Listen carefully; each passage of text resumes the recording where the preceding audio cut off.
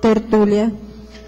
Meu boa tarde aí para todos. Hoje nós temos aqui intencionalidade continuada dentro da holomaturologia, que é a manutenção ininterrupta em alto nível da qualidade da intenção pela consim, com o interesse de sustentar as mesmas intenções evolutivas, cosmoéticas, prioritárias e ideais em qualquer dimensão consciencial.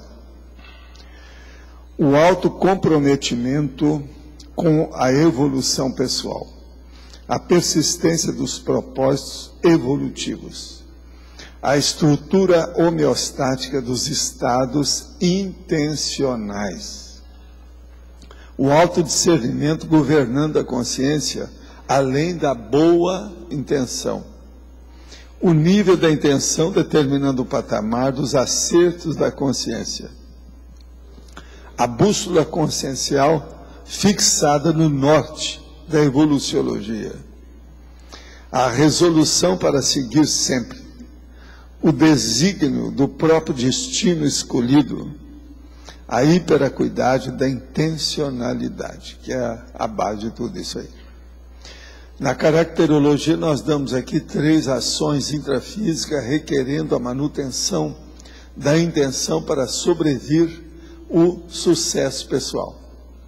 Dentro da educaciologia, da gastrosomatologia e da somatologia. A melhoria da qualidade da intenção pessoal, cosmoética, megafraterna e interassistencial determina o nível do autodiscernimento e a expansão do patamar evolutivo da consciência. A intenção pessoal básica predominante em você, hoje, será a mesma na próxima intermissão pós-dessomática? Veja, a intenção pessoal básica. Qual o determinante dessa intencionalidade continuada? Quer dizer, se alguém aqui está com intenção que não vai seguir na próxima, não vai ter, então, o processo de levar a coisa continuada. O auto-revezamento não vai acontecer. Esse é o verbete 1243, tem 3 páginas, 46 logias e 6 máximos. Aí na fatologia, o proativa está faltando um hífen, que nós vamos pôr. Agora, que pergunta? Não é bem pergunta, isso aqui é mais uma informação. São Paulo, 23/6/2009, quer dizer, de ontem, 1h10 da tarde. A Secretaria do Estado de Saúde emitiu uma nota nesta terça-feira recomendando que as pessoas evitem viajar para a Argentina e ao Chile, em razão do risco de contágio pelo vírus da gripe A H1N1. Segundo a Secretaria, 40% dos casos da doença registrados no estado de São Paulo, até o dia 22 de junho, foram de pacientes que se infectaram durante a viagem para a Argentina. 40%. Você sabe que São Paulo é que tem mais gente com gripe, né? Outros 15,5% dos pacientes adquiriram a doença nos Estados Unidos. O Chile responde por 5,1%. Nos casos da gripe entre os paulistas, e o Canadá por 2,5%. Os demais países apontados como locais prováveis de infecção foram França, Inglaterra, México, Uruguai.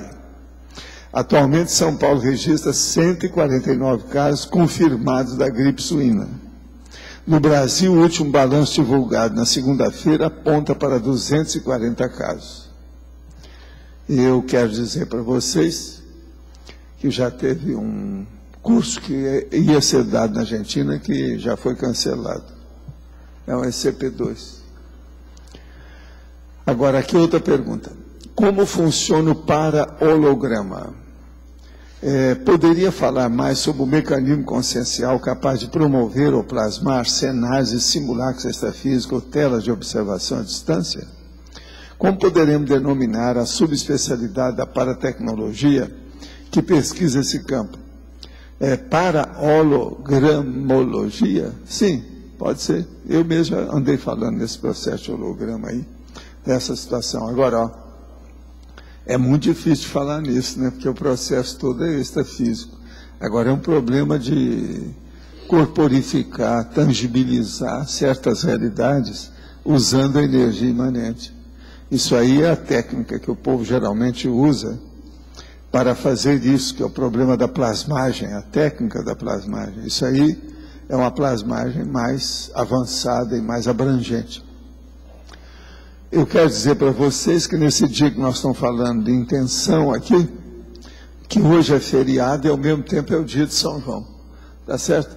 Por isso que a gente está vendo que tem um pouquinho mais de gente por aí, lá fora está cheio de carro no estacionamento, eu estava observando.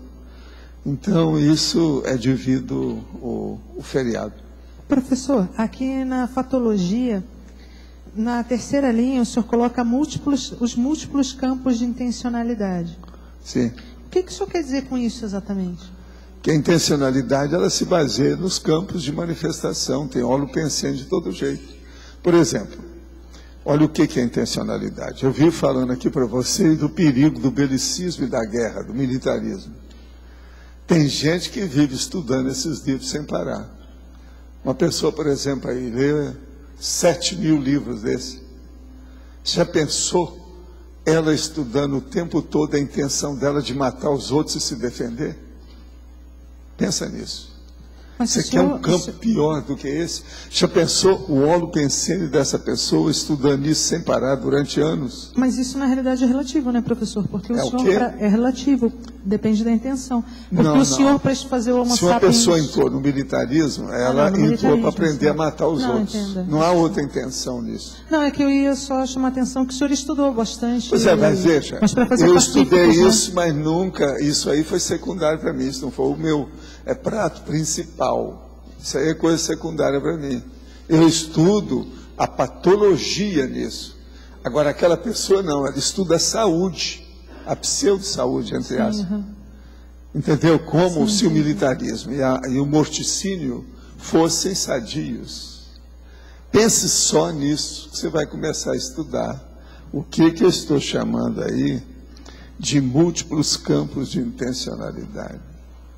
A minha intencionalidade é uma só, mas eu estudo todos os campos, sem me deixar influenciar pelas loucuras dos processos alterados. Escuta, hoje, a hora que acabar, eu queria conversar uma coisinha com você. Pode ser? Professor, e aqui na página 26, na Principiologia, ali na segunda linha, o senhor coloca o princípio da descrença. Sim. Eu fiquei com dificuldade de ampliar. Qual que seria assim, a relação mais ampla? O princípio da descrença é básico dentro do processo da intenção.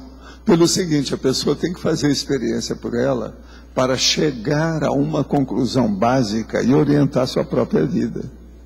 Então ela não vai no bico daquilo que falaram, daquilo que escreveram, de modo algum, ou daquilo que sugeriram.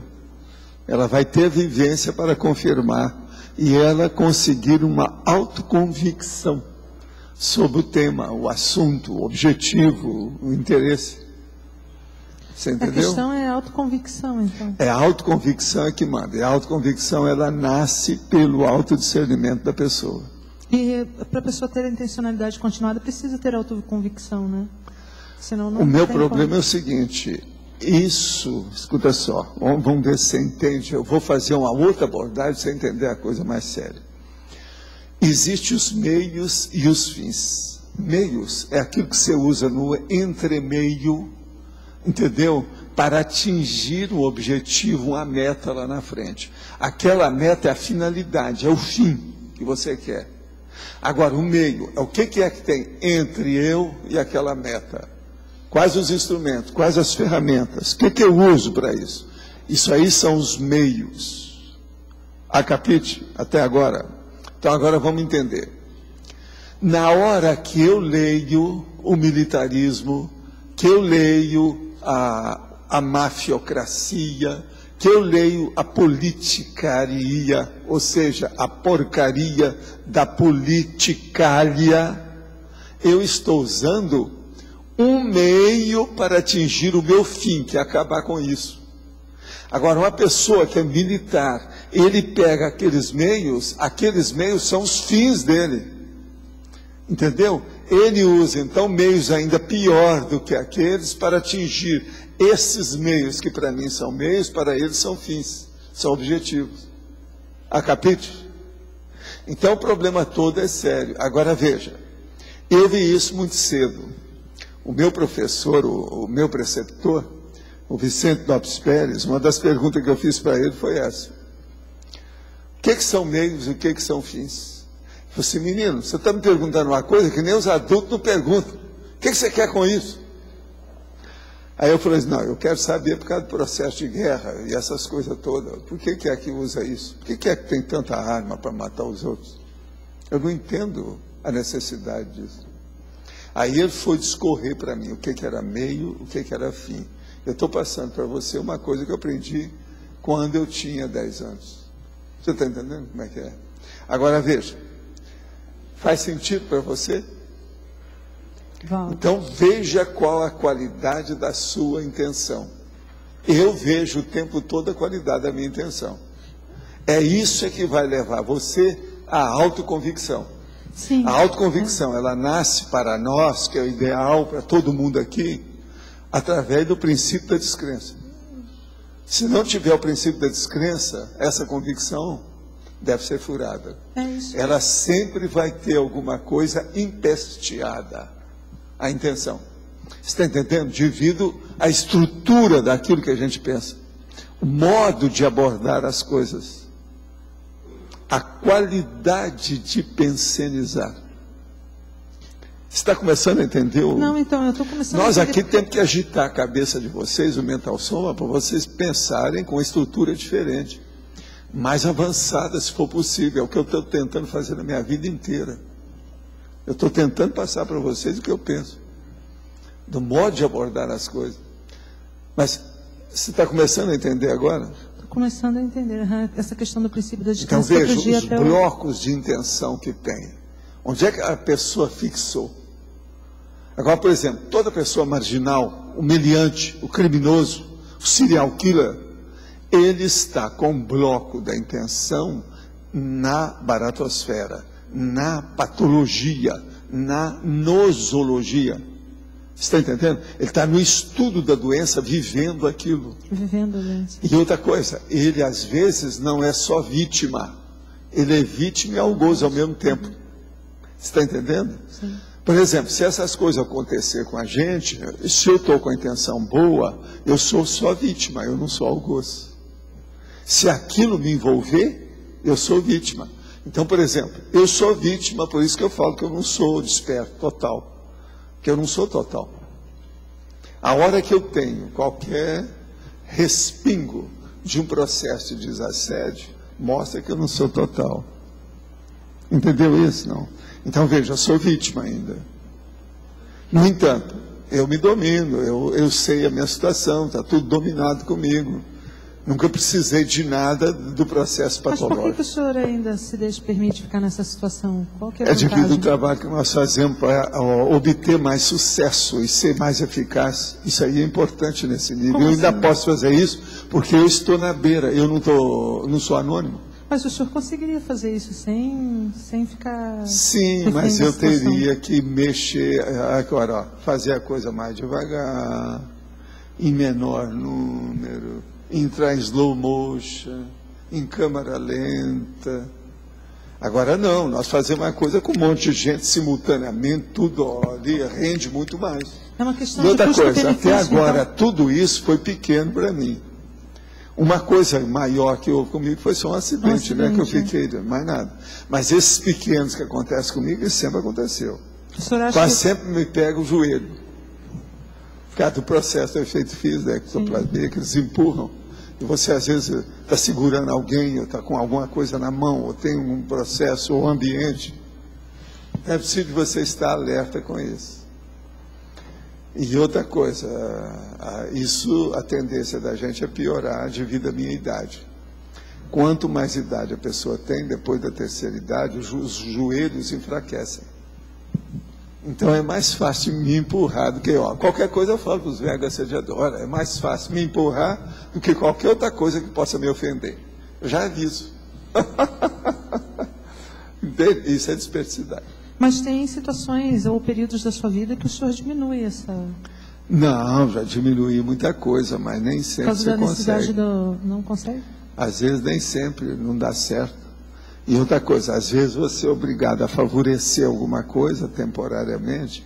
Na hora que você favorece aquilo, você fez uma concessão, o negócio vem contra você, na hora. Agora, hoje é muito mais difícil essas coisas para mim. Agora, o processo é você ter discernimento para andar entre uma coisa e outra. Você está entendendo? Você está sempre aí, sim, debaixo de um pelotão polonês. Sabe o que é pelotão polonês? Mas o que você queria falar?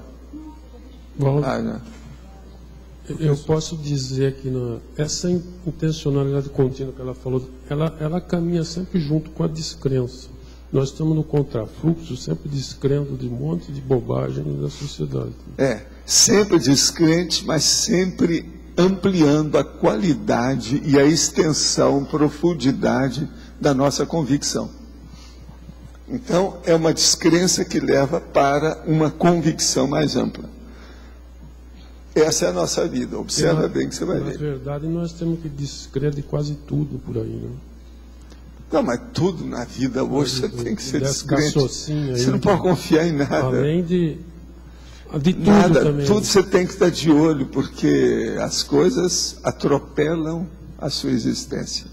É o rolo compressor das inutilidades onipresentes. Agora, eu falo isso faz meio século. Essa manutenção da intencionalidade contínua, qual o melhor caminho para essa manutenção? Sempre. Qual o quê? A manutenção da intencionalidade. O que é que você quer saber? Sim. Qual o melhor caminho para a gente dar uma manutenção a essa intencionalidade? O melhor caminho é estar de olho, né? Acordado, alerta. Sempre alerta, que é aquele negócio dos escoteiros. Eterna vigilância, que era do brigadeiro, da UDN no Brasil. Eterna vigilância, sempre alerta. Mas estou dizendo, mas tem muito aí da base racional. Né? Não, o processo tem que ser todo racional. Sem racionalidade, nada dá certo. Você veja bem, falando nas suas coisas lá do Hitler e da máfia, a máfia... Eles acabaram com a racionalidade para falar que o que mantinha mesmo era a emoção. Você sabia, o nazismo foi criado nessa base, não tinha racionalidade. No entanto, eles usavam a racionalidade para matar os outros. Foi o máximo de racionalidade já aplicado para matar os outros. Mas eles não tinham racionalidade do ponto de vista de cultivar os seus sicários, quer dizer, os seus assassinos. Os homicidas todos eram na base da emoção. Eles não faziam o povo ter racionalidade, porque se uma pessoa fosse ter racionalidade, não faria aquelas coisas que eles fizeram. Tanto que os intelectuais lá não aguentaram, né? Mas... Pois é. Alguns não aguentaram. Seus amigos não ficaram lá. Os falsos intelectuais ficaram. Tem de tudo agora, o Heidegger, etc.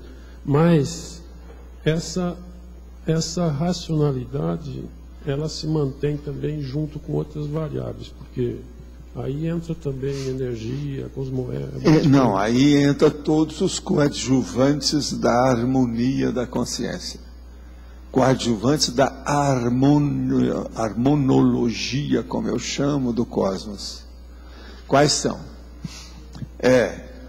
Boa intenção, boa vontade, que são secundários. O que interessa é o autodiscernimento. Mas aí vem, a intenção está aí, a vontade também está. Essa vontade, então, que é a coisa mais séria, ela determina o processo. Na hora que determina, você delibera corretamente. Para isso, você tem que ter critério. E esse critério tem que ser racional. Essa racionalidade, ela é baseada em fatos lógicos. Agora, a partir disso, começa a dar os efeitos positivos, os frutos. Esses frutos vão fazer o quê? O sinergismo, eles vão potencializar o que você já fez. Então, aquilo, a tendência é aumentar geograficamente a produtividade positiva, sadia, dos seus autoesforços. A coisa, então, muda de figura. Agora, veja, é isso aqui que a gente devia de estar aplicando na nossa vida há milênios.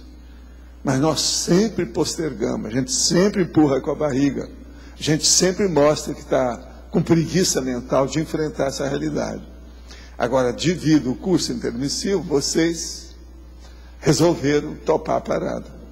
Por isso que estão aqui. E é por isso que a gente fala aqui todo dia para vocês, 2 horas. Mas eu posso dizer que essa intencionalidade também ela depende. A pessoa, quanto mais tem autoconflito e heteroconflito, sei lá, ela vai ter menos intencionalidade contínua. Olha, se você for falar em conflito, nós temos que verificar os percentuais. Por exemplo, eu acho que até a pessoa chegar no nível do serenão, ela tem um percentual de conflito. Por quê? O conflito ele nasce devido à ignorância. Então, para terminar essa ignorância grossa, só mesmo com a serenologia. Sem a serenidade, sempre vai haver conflito. Agora, o que se passa? O problema é a diminuição desse percentual de conflito. É aquilo que o Loche andou estudando a meu respeito e falou assim, ó, eu estive estudando conflito e fui olhar você. Você é uma pessoa, você acerta essas coisas que você acerta, que você tem menos conflito. Eu falei assim, eu tenho que pagar alguma coisa por isso? Como é que é? Porque ele estava como se estivesse me cobrando. Então, você tem menos conflito, você não tem esses problemas? Sim, eu tenho que pagar alguma coisa para ser assim? Ou outra coisa, eu tenho que pagar você para você imitar o que eu faço? O problema é esse. Agora, veja, em parte ele tem toda a razão. O meu processo, eu sou uma pessoa totalmente anticonflitiva. Mas veja bem, eu não sou leniente. Eu falo tudo na cara da pessoa. Essa é a diferença. Você encontra um monte de gente sem conflito, mas ele também não participa de nada, nem ajuda ninguém, e dá uma banana para o cosmos. Ele esnoba todo mundo para ficar só na dele. Ele se defende. Então, é o casca grossa que se defende. Ele, por exemplo, não é hétero-assediado. Ele é só auto-assediado 100%. Você entendeu, não? Eu já conheci um monte de gente assim. Agora, outra coisa. Todos que eu conheci até hoje eram homens. Eu já tentei ver se encontrava uma mulher assim. Mulher eu só encontrei 90%, 100% eu não encontrei ninguém. Agora, eu acho que aí o processo na mulher, por isso que eu falo que o corpo dela é mais avançado. Agora, por que é mais evoluído? Devido aos hormônios. Se os hormônios pioram por um lado, eles ajudam por outro, porque predispõe a mulher a diversificar. Ela não fica tão siderada dentro de um apriorismo patológico. Agora, o homem não. Como ele pode ir tudo em linha reta, ele fixa. Então, essa fixação vai piorando cada vez mais. Aí dá o misoneísmo, entende? A antifraternidade, dá um monte de condições assim da neofobia. Então, esse equilíbrio, o equilíbrio é a antítese do conflito, o equilíbrio. Agora, a pessoa, quanto mais equilibrada, ela vai ter menos conflito. Menos conflito. Agora, parece que isso, a questão da intencionalidade, agora, ó, depende muito disso. Depende demais.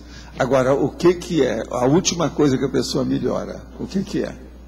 É a hora que ela escolhe o equilíbrio mental somático. Que aí ela já deixou o processo da emoção. A emoção já ficou menor. Aquilo, então, já suavizou.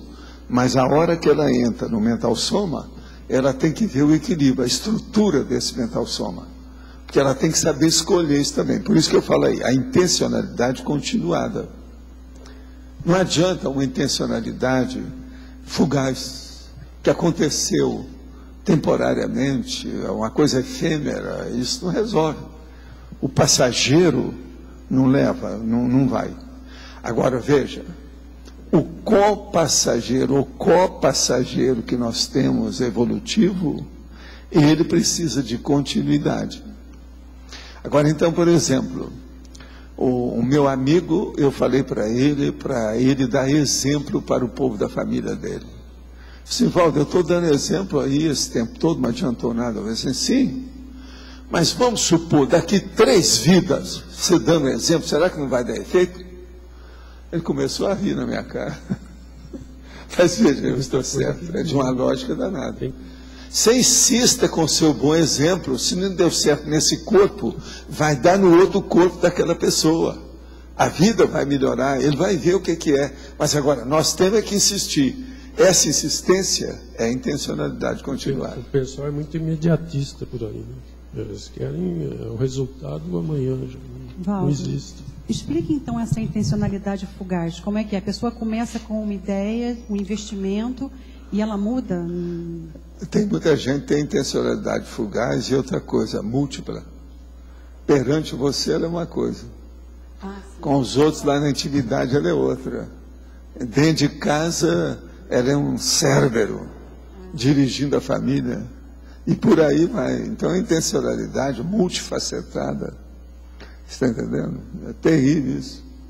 Entendi. O que você fala do equilíbrio, então? Quer dizer, quanto mais equilibrada... Agora, veja, o equilíbrio, ele é predominante.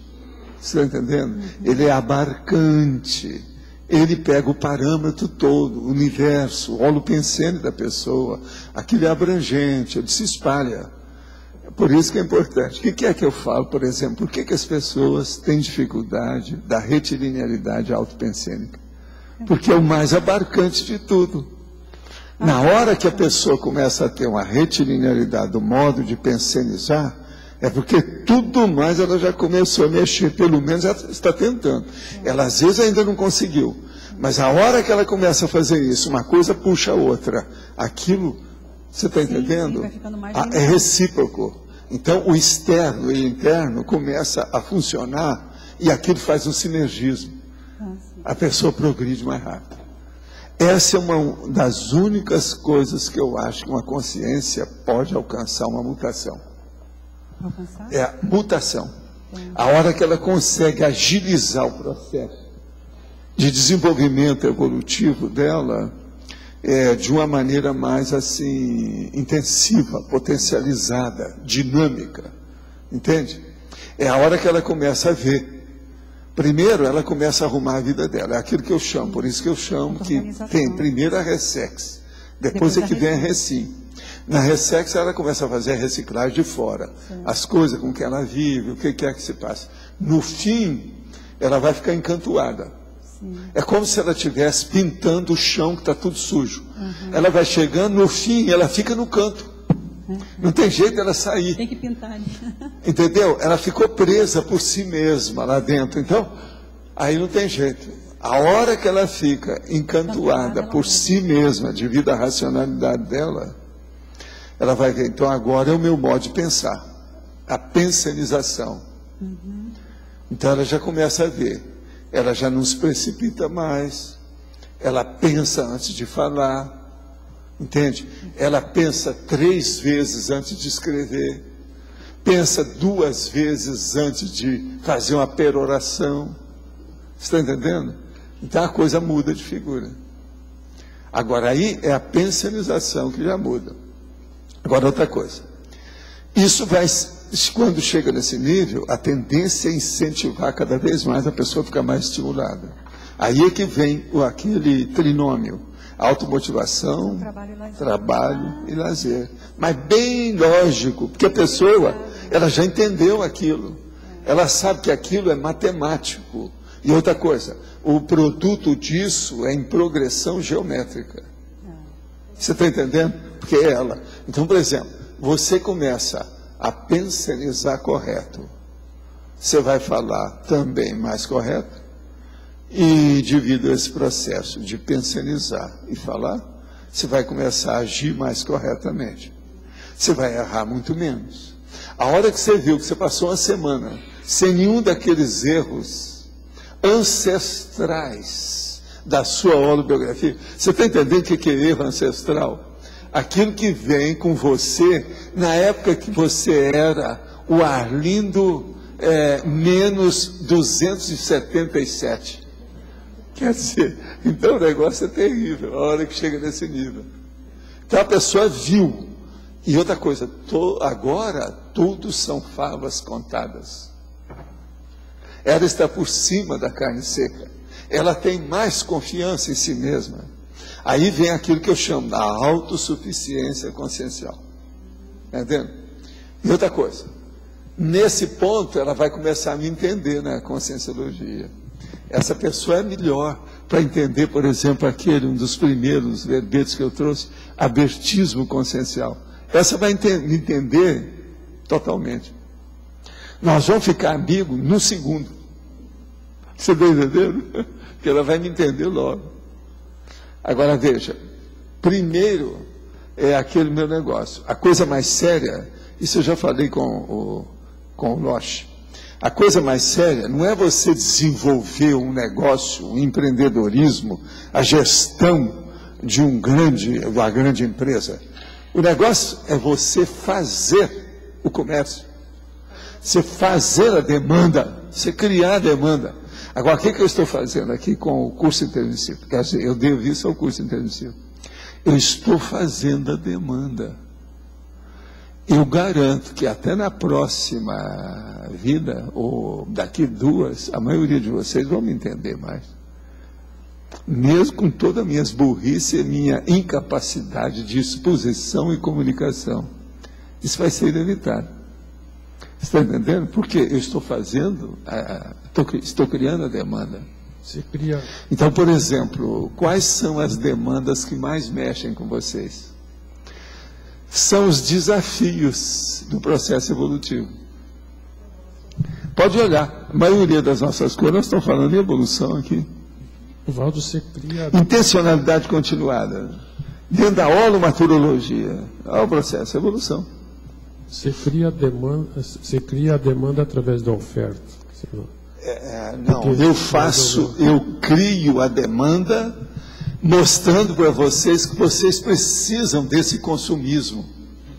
O meu consumismo é diferente desse aqui do supermercado. Esse consumismo que alimenta a alma.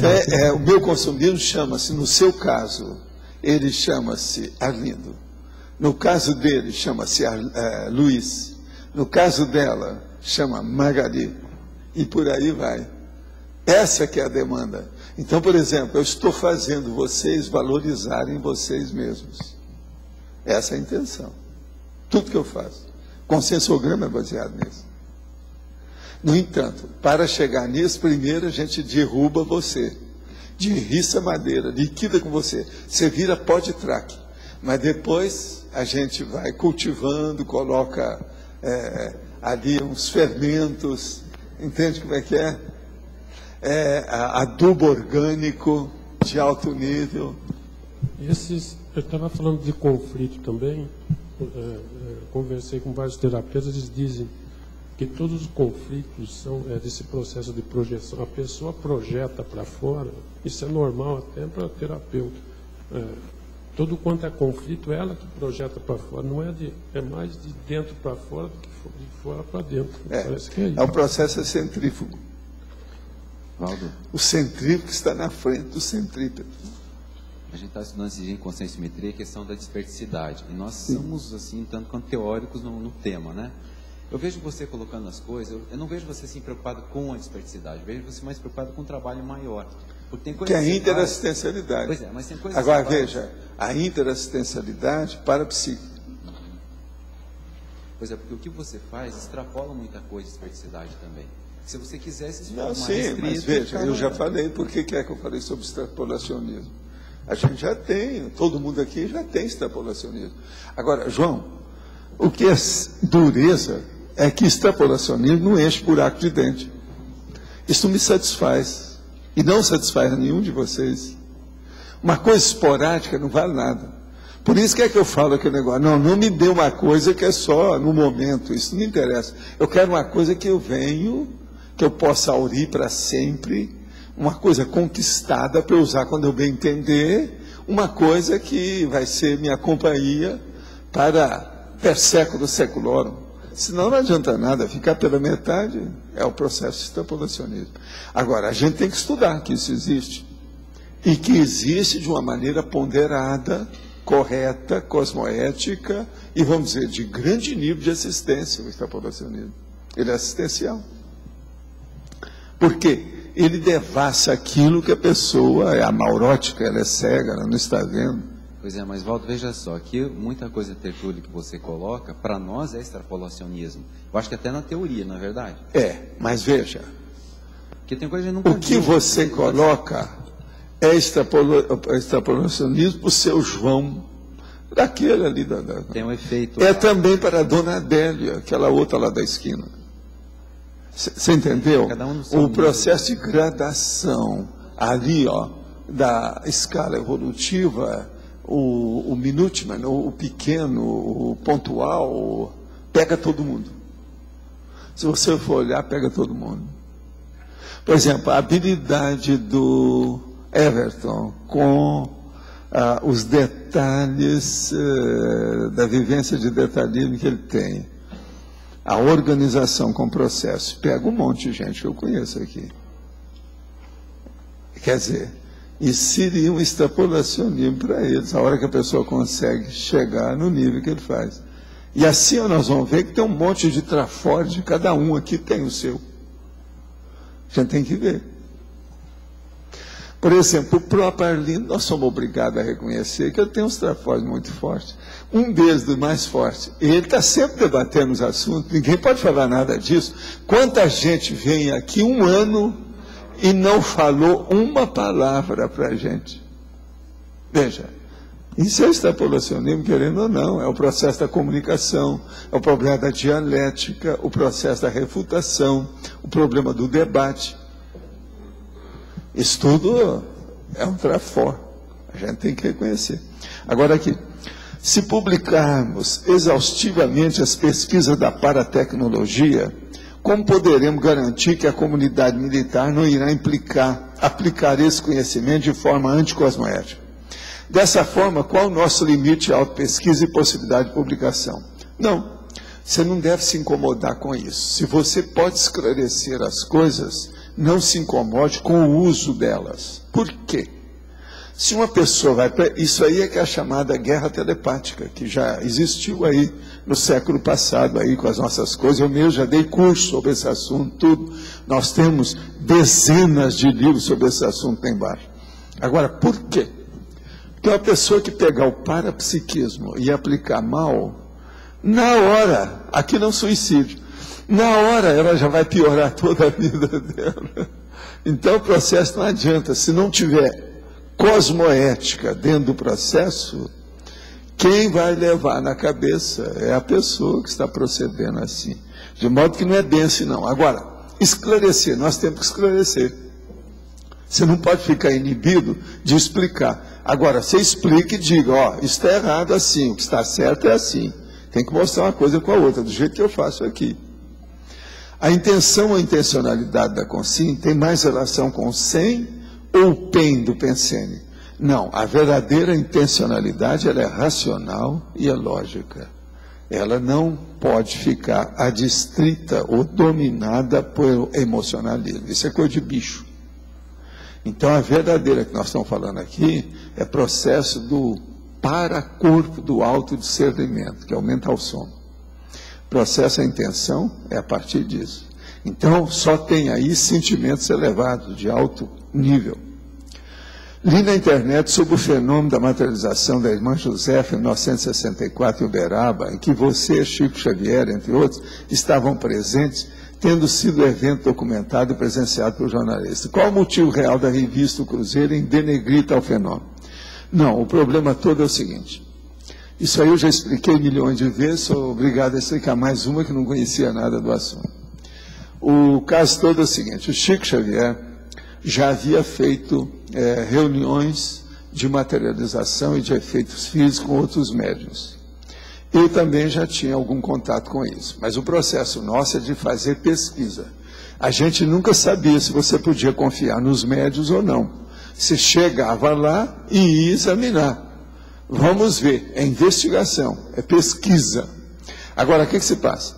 Em vista disso, apareceu essa médium lá, pelo menos médium entre aspas, que eles falaram que a dona materializava. Já tinha uma revista que tinha feito uma entrevista e depois uma reportagem com fotografia enorme, nós temos tudo lá embaixo. A revista, na ocasião, era tipo fatos e fotos, etc. Tal. Agora, com isso, então, a gente convidou a médium para fazer uma pesquisa com ela, para ver a realidade do fenômeno, se era ou não, se aquilo era fajuto, o nível de farsa, de materialização ou de falsificação, que é o processo da farsa. Agora, o que se passa? Na hora que nós íamos fazer aquilo, um repórter lá da revista Cruzeiro, que era muito amigo do Chico, lá de Minas Gerais, pediu a ele para trazer os repórteres da revista Cruzeiro para fazer aquilo. Alguns deles até já sabiam do negócio, que estiveram fazendo reportagem da outra revista. Agora, nós perguntamos para eles, olha aqui, nós vamos fazer pesquisa. Nós não sabemos se isso aí é real. Se tiver farsa, se tiver mistificação, tem que expor isso tudo. Agora, o que se passa? Eles já vieram e fomos ver a situação. Eu, então, arranjei um ar-condicionado, naquela ocasião estava começando a chegar no Brasil, mais sério, enorme, coloquei no meu consultório para fazer o trabalho lá no meu consultório. E ali nós fizemos. Agora, o que se passa? Devido aos meus processos de energia, junto com a moça, houve processo de efeito físico, sim, logo de cara, teve gente lá que sentiu, os próprios repórteres sentiram. Mas não a materialização total. Agora, o que é que se passa? A partir daquilo, então, eu falei com eles, vocês têm aí infravermelho, qualquer coisa, faça tudo quanto é, aplique todas as máquinas que vocês têm, para a gente ver o que tem de real e o que tem de farsa e mistificação nessa história. Agora, o que se passa? Isso tudo foi feito, e a gente viu que havia mistificação da moça. Agora, eu não podia falar nada, porque o negócio foi feito lá. E por quê? Logo de cara, esse repórter amigo do Chico telefonou para mim e falou o seguinte: Valdo, nós pedimos a vocês para desaparecer do público durante uma temporada, que nós vamos fazer uma tempestade publicitária sobre o assunto para vender a revista. A revista está ruindo as pernas, ela está para fechar. Então nós vamos ver se vendemos mais, fazendo um escândalo a respeito do assunto. Aí na hora que ele me falou isso por telefone, eu falei assim, ixi, eu estou vendo que isso aí vai acabar com tudo. Estou vendo aqui na minha frente, aqui, ó. Vai acabar com o condomínio acionário, lá da Casa Amarela, dos negócios de vocês, do senador. A revista Cruzeiro vai para o espaço. Todos vocês vão para a rua. Esse negócio vai dar tudo na cabeça de vocês. Vai ser um sucesso, mas relampagueante. Aquilo vai durar pouco, depois vai morrer tudo. E o Cruzeiro vai fechar totalmente com a situação. Por quê? Você não está percebendo que isso é imoral o que vocês estão fazendo? E ele falou assim, e outra coisa, é bom você ficar esclarecido. Nós não podemos colocar demais o Chico Xavier nisso. O Chico vai entrar de cambulhada nisso aí. Mas nós vamos centrar todo o processo em cima de você. Por quê? Você é menos conhecido, é mais moço. Isso até que não vai ser tão ruim, porque você vai ser conhecido até fora do Brasil. Vai ser uma coisa boa. Agora eu falei assim, e a vovozinha? Vai bem aquele negócio. Agora eu falei com eles, olha, lembre-se bem, todos esses eram 6 repórteres básicos que tinha no assunto, que participaram lá, fora os fotógrafos. Todos vocês vão ter problema com isso. Não é maldição, não. Eu estou vendo na minha frente aqui o que vai acontecer se vocês fizerem isso. Não vai ficar pedra sobre pedra. Agora, ó, desde já eu te digo, eu não vou dar uma palavra nesse assunto. Porque em vista disso, o que eu ia falar? Eu vou combater os criminosos que estão com a máquina toda da publicidade em cima da gente? Eu não sou besta. Fiquei quieto. Nem eu, nem o Chico, não falamos uma palavra de nada que aconteceu. Fizeram livros, reportagens, declarações. Só de médico, naquela ocasião, haviam 17 que trabalhavam comigo. Você está entendendo? Todos eles fizeram declaração a nosso favor. Eu não falei nada, nunca disse nada. Por quê? A moça realmente era, mas eu já tinha explicado que o interesse nosso, o objetivo, era fazer pesquisa. Ninguém falou que a moça era excepcional, ou era isso. Você vai pegar um médium, eu sei das coisas do médium na hora que eu vejo. Antes não me interessa, depois não me interessa, é aquilo que a gente vê. Agora, eu ia explicar isso, sendo que eu já tinha explicado isso tudo, todo mundo sabia que era isso.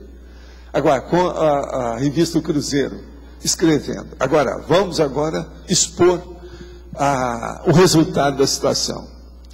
Foram publicados 14.550.000 exemplares das revistas durante praticamente 3 meses. Cada revista saía na semana, às vezes, com 700.000 exemplares. Está entendendo?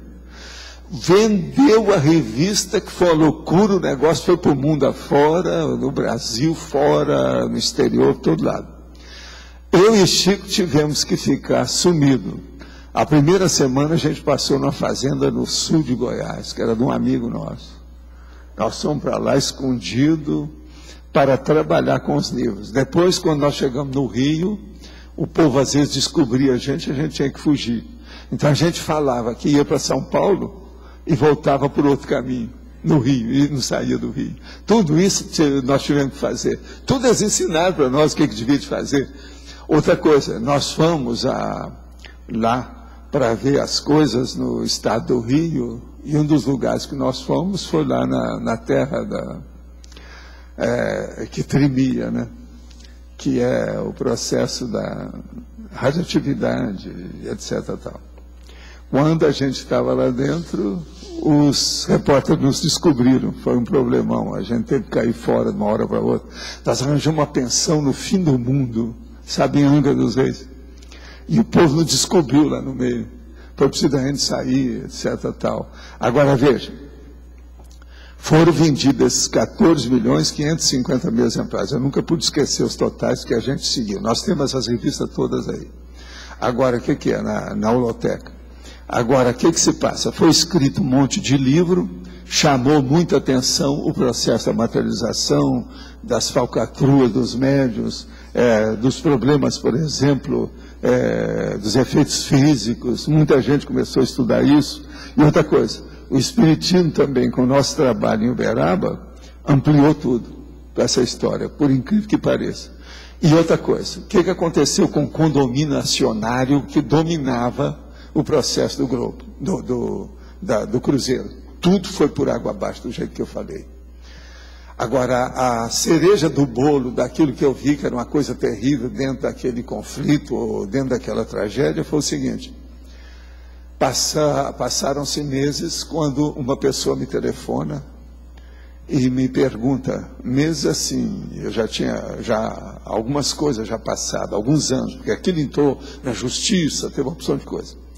Mas então, eu já tinha deixado até o movimento espírita, quando eles me telefonam, o meu apartamento lá em Ipanema, e falam assim: o senhor tem uma coleção de gibi que é considerada a maior da América Latina, é verdade? É.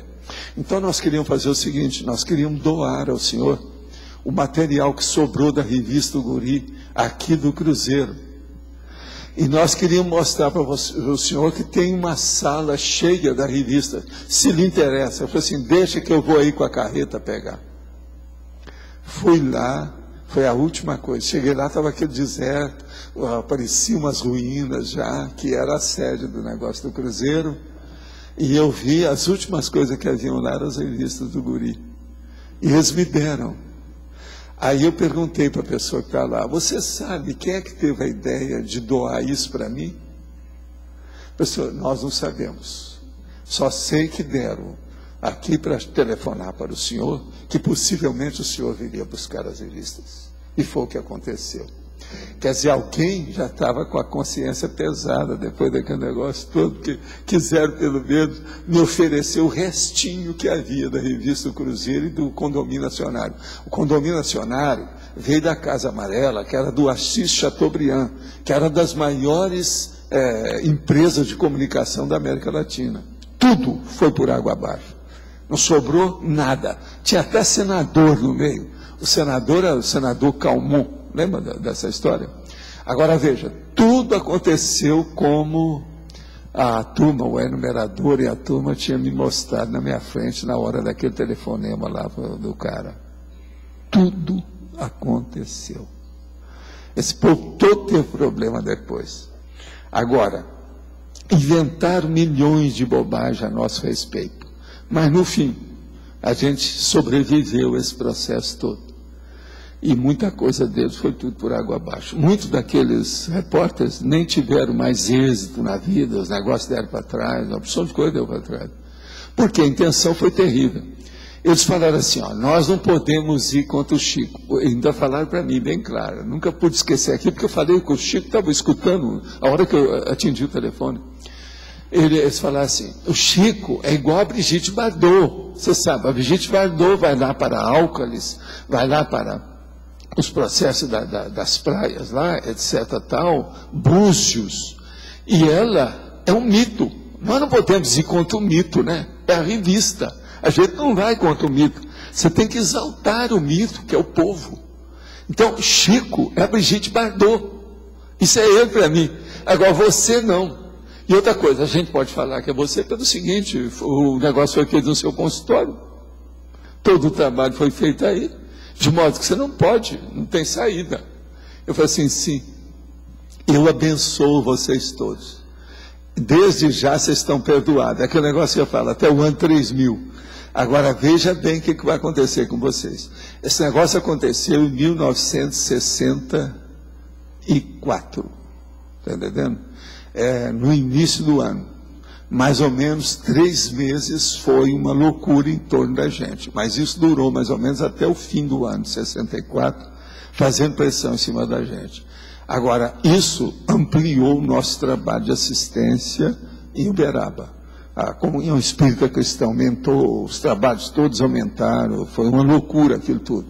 Outra coisa, vocês sabem que foi a própria revista O Cruzeiro que antes disso já tinha feito várias reportagens com a nossa assistência da comunhão espírita cristã. Tudo para vender a revista. Agora, ó, entre os últimos números da revista, eles pegaram as mensagens do Chico Xavier e colocaram numa coluna para ver se atraía, fazer invocação para salvar a revista. Eu já tinha saído fora, não estava lá mais, não sabia de nada. Quer dizer, então, com isso, vocês ficam sabendo o que é o maior escândalo e maior tempestade publicitária que eu sofri na minha vida até hoje, dessa história toda. Tudo feito com má intenção. O doutor Gregoriano Canedo, ele era diretor dos Diários Associados. Gregoriano Canedo. Gregoriano Canedo é irmão do Laerte Canedo, que é lá da minha terra. Meu sogro. Né? Então, o que acontece? Ele faliu, ele tinha um banco, ele faliu nessa ocasião. Pouco tempo depois, ele faliu e fecharam os Diários Associados todos nessa ocasião. Foi, eu sei. Mas agora, veja, eu avisei. E eu pedi para esse repórter, fala lá para todo mundo o que vai acontecer. Mas eles não queriam saber, queriam vender. Agora, o que se passa? Venderam aquilo ainda durante um tempo, depois o negócio foi caindo cada vez mais até agora, fechar. O doutor Canedo faliu, não foi só com os Diários Associados, ele tinha a empresa dele, que era o banco, ele quebrou junto. Mas ele foi deputado, né? Foi deputado também. Foi quantas gestões que ele foi deputado? Eu não cheguei a conhecer o Gregoriano. Eu não sei. O Laerte eu conheci muito, que é da minha infância. Ele tinha aquela casa comercial na minha terra. Eu não sei se foi uma vez só ou duas que ele foi deputado, não foi mais vez, não. Eu sei que ele foi deputado, eu lembro dessa história. Agora, o Laerte eu conheci com a família dele toda, e tinha uma moça que gostava muito de mim, e eu gostava demais dela, uma menina. Nós somos colegas de grupo escolar. Ela chamava Maria Helena Canedo, que os Canedos eram da mesma família do Laerte.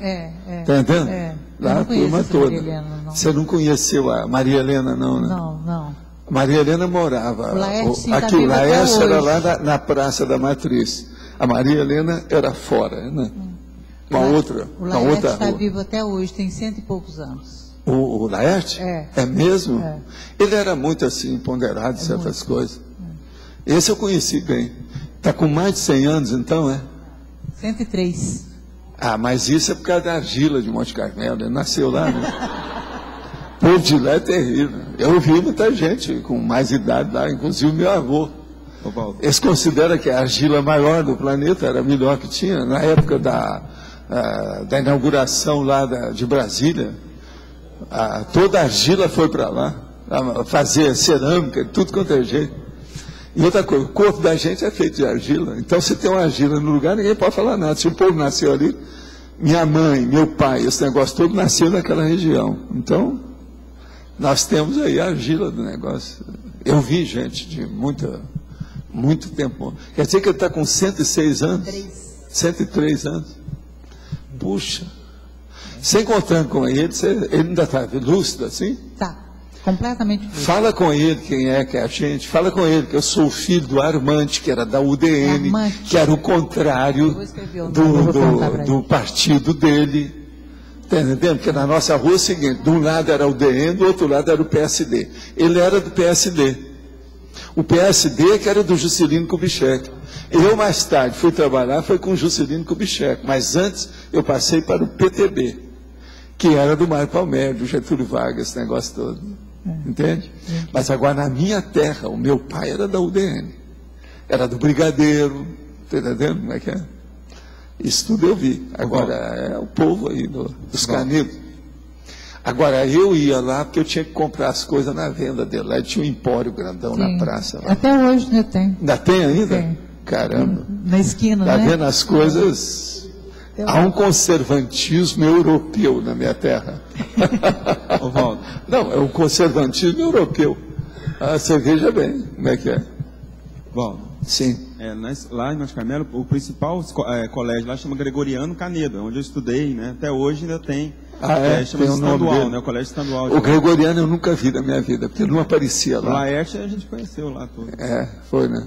Agora, o Laerte, esse eu conheci muito, que é da minha terra e tal. E outra coisa, o homem está vivo, hein? Fora de série. O Valdo. Agora, o engraçado é que você não conhece o resto da família dos Machado, né?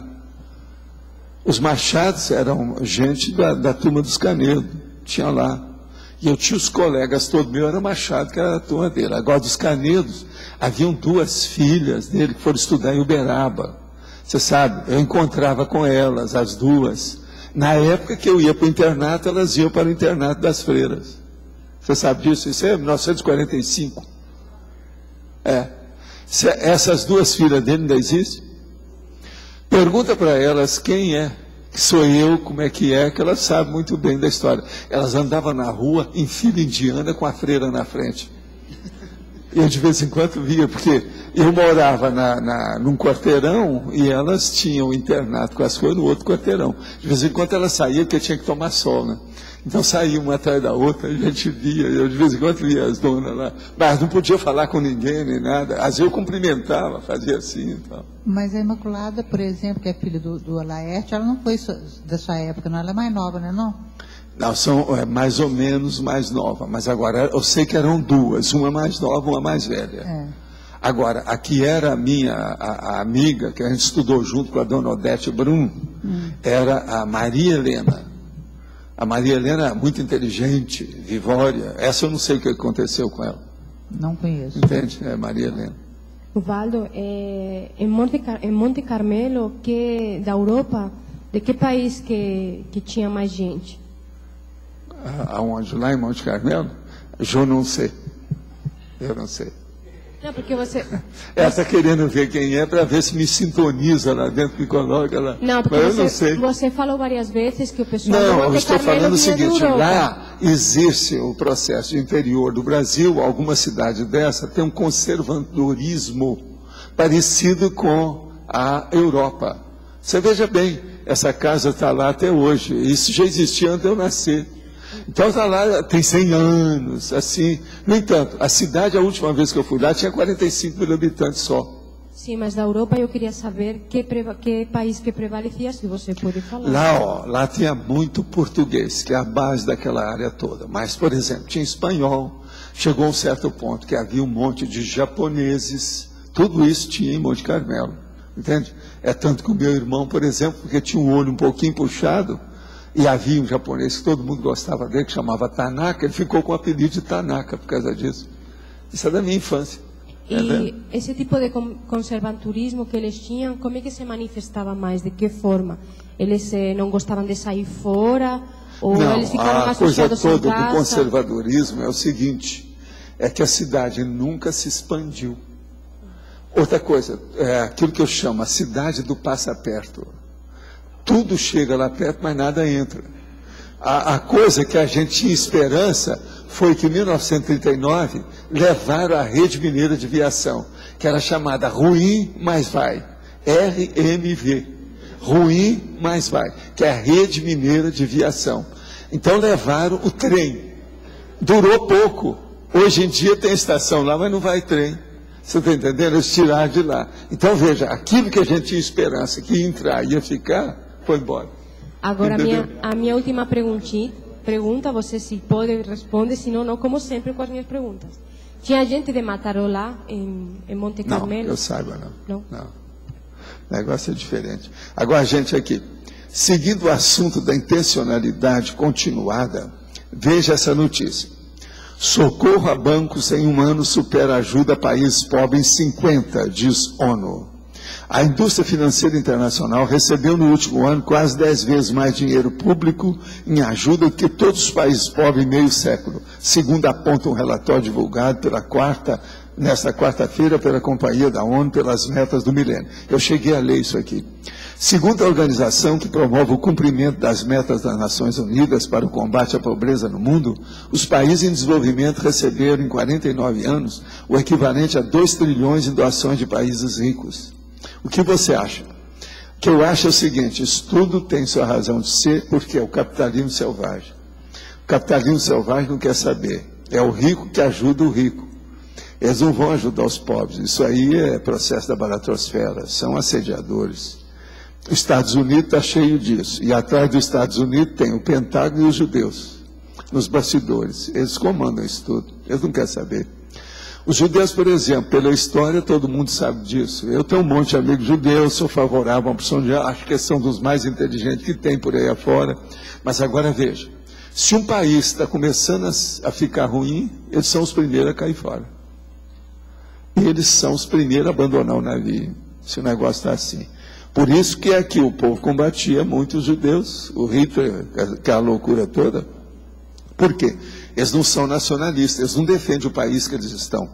Eles defendem o dinheiro, o bolso deles. Por isso que também foi criada aquela história. Qual o órgão mais sensível do corpo humano? É o bolso, a algibeira.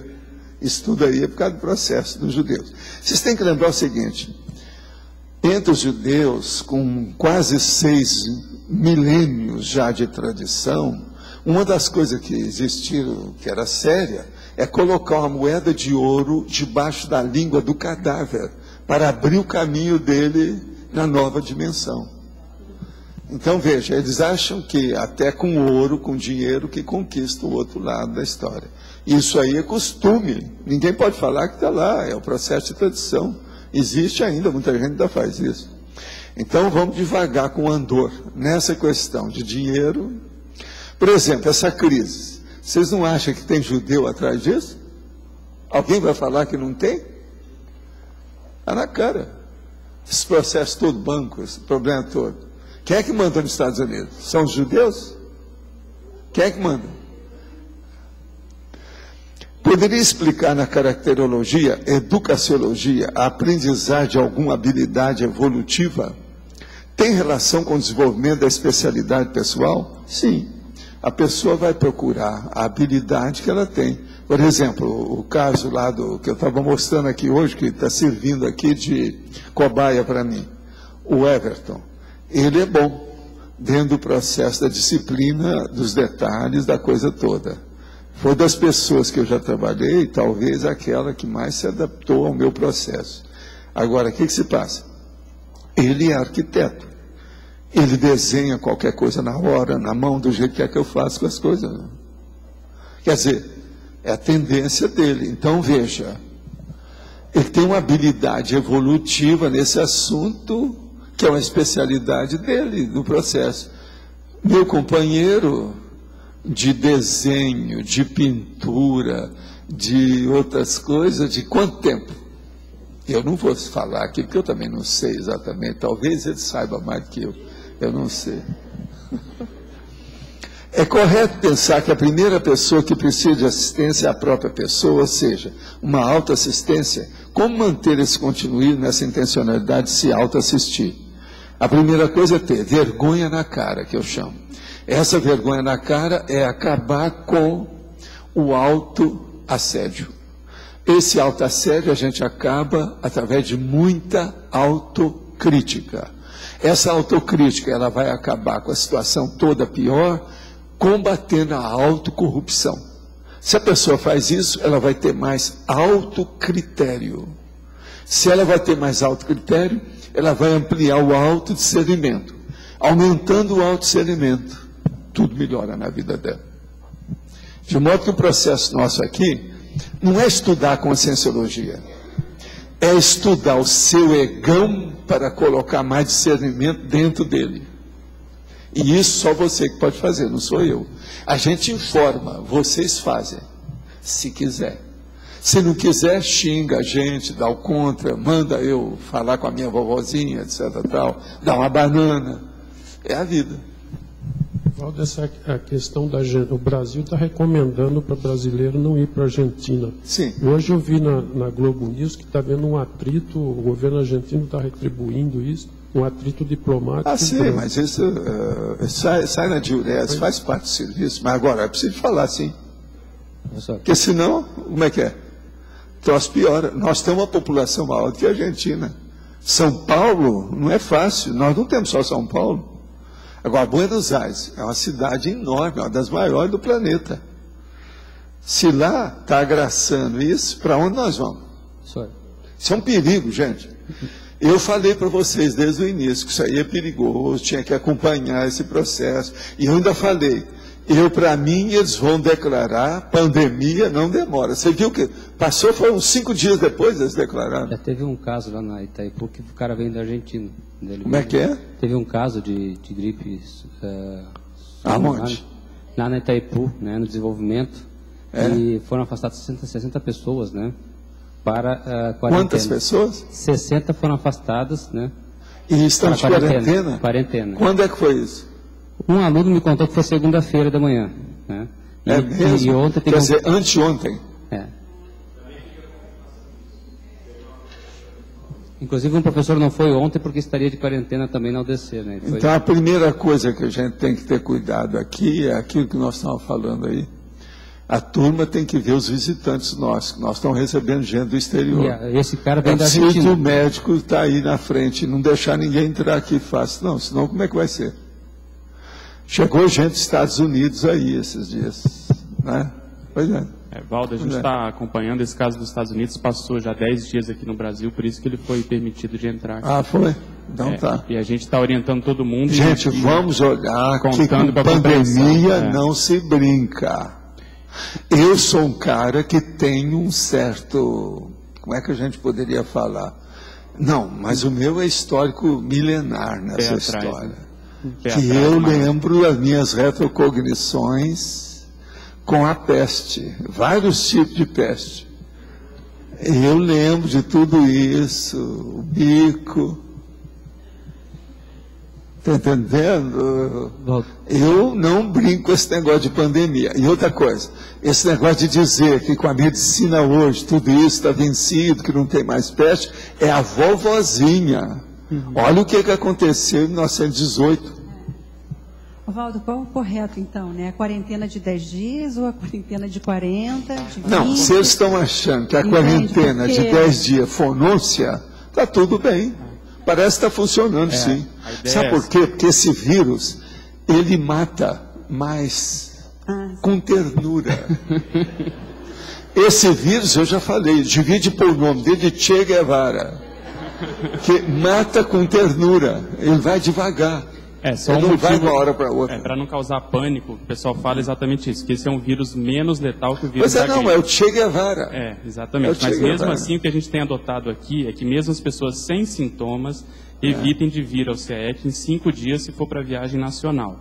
E viagem internacional cumprir os 10 dias. Isso não é recomendado porque a pessoa não teve sintoma, mas mesmo assim a gente está cumprindo essa condição para uma precaução maior ainda. Então a gente pede a compreensão daquelas pessoas que viajam para que evitem vir ao CEEC, principalmente nas tertúlias, holociclo. Eu não sei se vocês dois aí perceberam as coisas, porque eu viajo muito com eles aqui na cidade, com eles. Vocês já perceberam que eu diminui minhas saídas? Sim, sim. Porque lá na porta do shopping não tem um médico para examinar o povo, tem? Não, E elevador e tudo isso. Como é que fica? Não, elevador lá eu não entrei. Pois é, a pessoa estou evitando ao máximo lá. Tem, pois é, o problema todo é esse. Como é que fica? Agora, então é importante caracterizar isso. Se tiver sintoma, ficar em casa e contactar um médico de confiança para ver se é o caso da gripe ou é uma gripe comum. Agora, o processo todo é febre, né? A base, né? É febre alta, mialgia, que é dor no corpo, e tosse seca. Esses são os 3 principais sintomas. Tosse seca? Tosse seca. Assim? Sem, não produtiva. Então, o negócio nosso é ver quem é que está tossindo em qualquer lugar, porque isso é que vai aparecer mais, não é isso? É a tosse. E aproveitando só as pessoas que têm que viajar, usar máscara, limpar bem as mãos e evitar locais de aglomeração. Vocês lembram que eu falei isso desde o primeiro dia que aí está acontecendo tudo, do jeito que a gente está prevendo. Quer dizer, turismo, né? Nós não sabemos para onde vai isso. Valdo, com relação a essa questão, viu, Valdo? Com relação a essa questão da máscara, Pedro, acho bom chamar bem a atenção, porque só a gente cruzou mais ou menos com 10 pessoas da Conscienciologia viajando, só nós estávamos usando máscara. As pessoas não usam. Ninguém está usando. Faz, então acho que é bom ressaltar bem. Mas o povo está chegando às vezes no aeroporto e já faz muitos dias, às vezes com máscara. Não, sim, estou dizendo que a gente fez uma viagem, encontrou muitas pessoas embarcando e retornando sem o uso de máscara. Então, o pessoal está... Inclusive, essa semana a gente ouviu um comentário de que a máscara não adianta. Como é que é isso, Pedro? Não, mas vale a pena. Tanto a máscara funciona, como o lenço e a pessoa se for espirrar, proteger. Que a gente ouviu. Vale a pena, sim. Sempre vale a pena, bobagem. E outra coisa, esse caso que o Adélio falou já está... É o único caso confirmado em Foz, e esses contactantes também foram registrados pela Vigilância Epidemiológica e estão sendo acompanhados. Parece que tinham 5, né? Não, são vários. Esse pessoal de Itaipu está sendo acompanhado. 60. Agora, e esses são 60 Itaipu, são 60 pessoas? São, mas são 25. Agora, já teve alguma escola que fechou aqui em Foz? Não. Em Porto Alegre? Não, em vários lugares já fecharam a escola. Eu estou falando aqui em Foz. Não. Não, né? Outra coisa para o pessoal tomar cuidado é com o jantar na Argentina, que às vezes o pessoal vai também no duty free, também ficar atento com relação a isso nessa fase de frio que o contágio é maior. O frio agora, o inverno, que começou faz 3 dias, ele vai piorar a pandemia. Vocês podem esperar, isso aí não tem saída, sempre foi assim, não tem jeito. Tem uma máscara que é melhor? Tem, mas assim, para público geral, aquela máscara mesmo de cirurgião, que é aquela que cobre o nariz e a boca. Porque tem uma durinha de pedreiro que... Essas funcionam melhor. O ideal é fazer a máscara em casa. Faz uma máscara. Com o quê? Com lenço?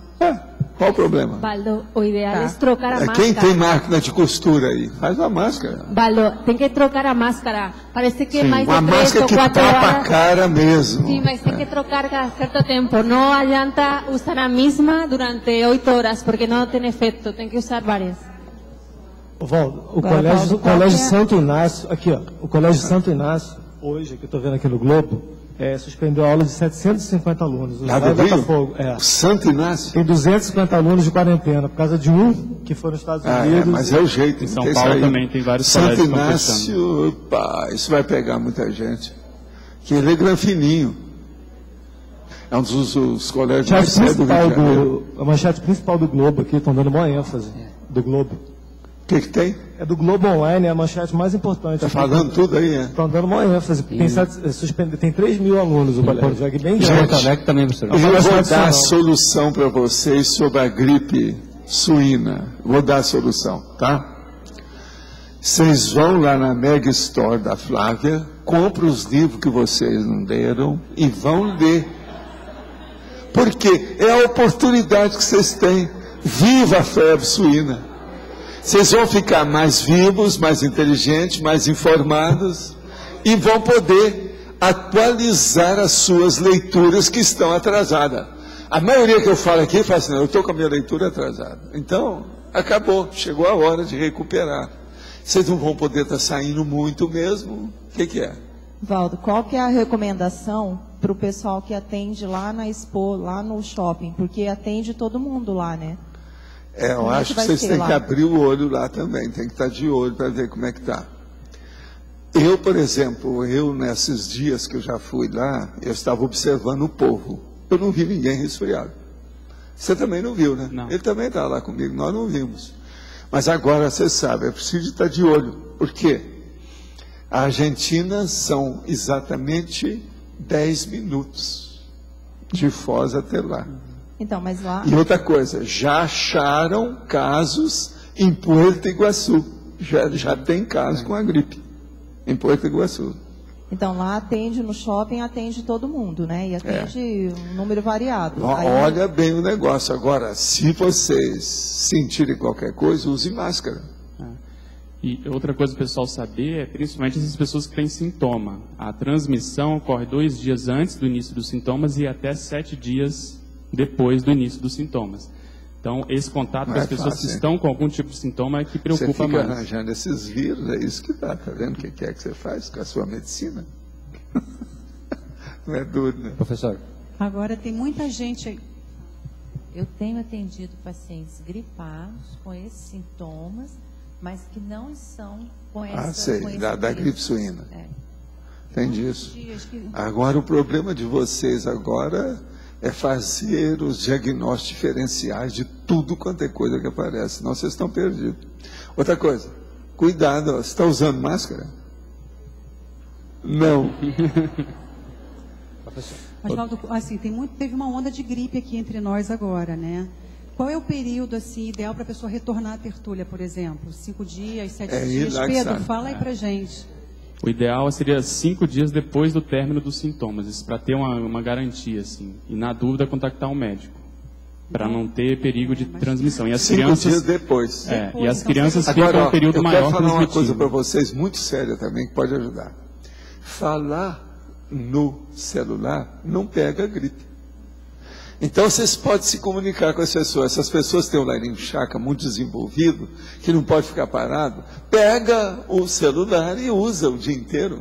É uma saída. Assistir online também não pega. Pois é, não. Online também não pega, viu? Assistir aqui a tertúlia. É interessante que lá em Porto Alegre tem alguns casos, né? Até colégios que foram fechados também por causa do processo da gripe, né? E tem um evento grande lá agora essa semana, que é o Fórum Internacional de Software Livre. Então, são 6 mil pessoas do mundo inteiro que vão lá. Aonde? Em Porto Alegre, né? Sei, mas Porto Alegre. Vai ter agora. Então, e o pessoal daqui, alguns foram para lá de ônibus, né? Então, tem que estar atento para essa questão. Você já vê quem é que vai voltar, não é isso? É o retorno. Quem é que vai voltar? Se a pessoa voltou na maca, todo mundo já viu, é isso? Não, porque eu quase fui também. Eu não fui nesse evento por causa do processo todo aí da... É lógico. Vale a pena. Outra coisa que preocupa mais não é nem esse vírus atual, que já é uma mutação, é uma nova mutação desse vírus, dando uma letalidade maior, uma virulência maior. Então, a preocupação toda agora... O povo tem medo disso. Mas, e outra coisa, vamos ver depois do inverno. Isso. A conversa mais séria, a hora que passar esse período do inverno. O processo é lá, para ver, lá para agosto, setembro, por aí. Em setembro a gente já vai ter uma noção disso. Agora, até lá, eu acho que é bom vocês se prevenirem mesmo, realmente. Onde é que tem máscara para vender? Tem por aí? Sabe de falar para essa turma onde é que tem? Nas farmácias, em geral, tem. Tem? Em geral, a gente encontra fácil e a gente vai deixar aqui na recepção para as pessoas que chegaram de fora e não estão sabendo, para elas usarem um período... vocês já vão dar a máscara. É uma boa. Essa máscara, ela dura, a única coisa que é bom a pessoa saber, parece que são 3 horas no máximo, não é isso? O ideal é não usar mesmo durante vários dias, não. Durante um turno da manhã ou da tarde, usar uma máscara de manhã e outra tarde. Uma tarde, né? O processo parece que é 2, 3 horas só que ela funciona mais. Isso é que tem que olhar. Mas ela funciona, ela ajuda, é interessante, é importante. De modo que vocês já não são mais tão suínos do jeito que você pensava. Não é mais iguaçuíno, é iguaçuense.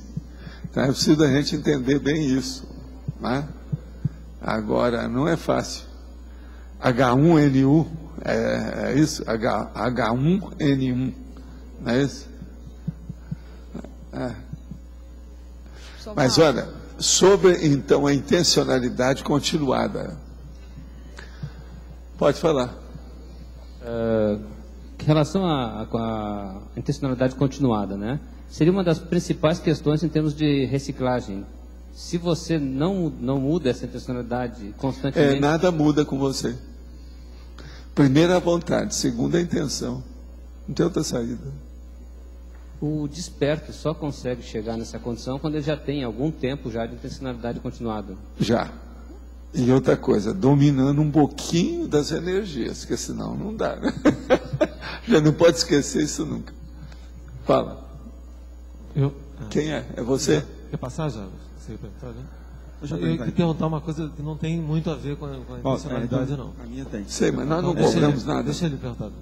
Eu queria saber assim, a intencionalidade, a melhor qualidade dela é quando você tenta se ajustar ao Max Mecanismo constantemente, vendo o que aquele mecanismo essencial está te pedindo e se adequando a ele. Pode-se dizer a coisa melhor que tem é você seguir a intenção do seu amparador, que você tem confiança nele. Aí você qualifica melhor a sua intencionalidade. Eu sempre dei muito valor para o colóquio extrafísico com o amparador. No meu caso, eu uso isso há dezenas de anos. A gente vê no seu caso, parece assim, no meu ponto de vista, parece um diretor de teatro que é também ator na peça, né? Que a gente vê que está sempre é o caso do Marcelo França, esse que vem aqui. Porque a gente ele ao mesmo tempo, ele é ator, ele é diretor, ele é produtor, ele faz tudo. A gente percebe a sua intenção para outra coisa, a gente tem que ser coreógrafo, tem que ser o diretor de casting, para estar escolhendo o povo, tudo você tem que fazer. Porque a gente percebe que parece estar sempre visando uma coisa que está além daquilo que está... Além daquilo, quer dizer, a finalidade é outra, tudo isso é meio. Isso é o Max Mecanismo que você está respondendo a ele? O meu negócio, a hora que eu falo, por exemplo, odontologia para mim foi meio, medicina para mim foi meio. Meu processo de ir ao exterior, fazer curso lá, praticamente de pós-graduação, foi meio. Entendeu o que quer dizer? Tudo é um processo. Minhas empresas, trabalho, tudo, foi meio. Eu aprendi o processo de economia, os negócios de Wall Street, o Wells Fargo Bank, foi meio. A Conscienciologia aqui hoje, ela é um meio também para algo que vai acontecer já numa outra vida? Para outra vida vai ser, né? O auto-revezamento. Por exemplo, o que vocês estão fazendo hoje é um meio para a finalidade do auto-revezamento da próxima. Tudo a gente está... O processo é o progresso, tudo está se desenvolvendo, tudo está se ampliando. E nesse mecanismo, o planejamento maior está contido a Conscienciologia. Tá. E você vai melhorando a sua função de mini peça. Você era uma pecinha insignificante, hoje já é uma peça média. E por aí vai. Então, o principal nesse nosso nível é melhorar o parapsiquismo mesmo, não tem jeito. Não, eu não vejo saída. Se você arranjar alguma saída para essa, me fala, que eu ainda não descobri. Não tem. Não tem jeito. Pelo seguinte, pensa só nisso. Você tem uma paraprocedência, que é a base sua, é a fonte, a nascente, a matriz, a sede. Bolas, tudo aqui é filiada. Tudo aqui é efêmero. Lá você vai voltar. Você vai virar serenão, é lá. Não é só aqui. Porque lá é que eles vão reconhecer se você é serenão ou não. Por exemplo, o evoluciólogo, para determinar certas coisas, pelo menos orientar a gente, esclarecer, não é nessa dimensão. A maioria é lá. Por isso que o curso intermissivo, por exemplo, nosso lá de intermissão, não foi feito aqui. Senão seria curso intrafísico.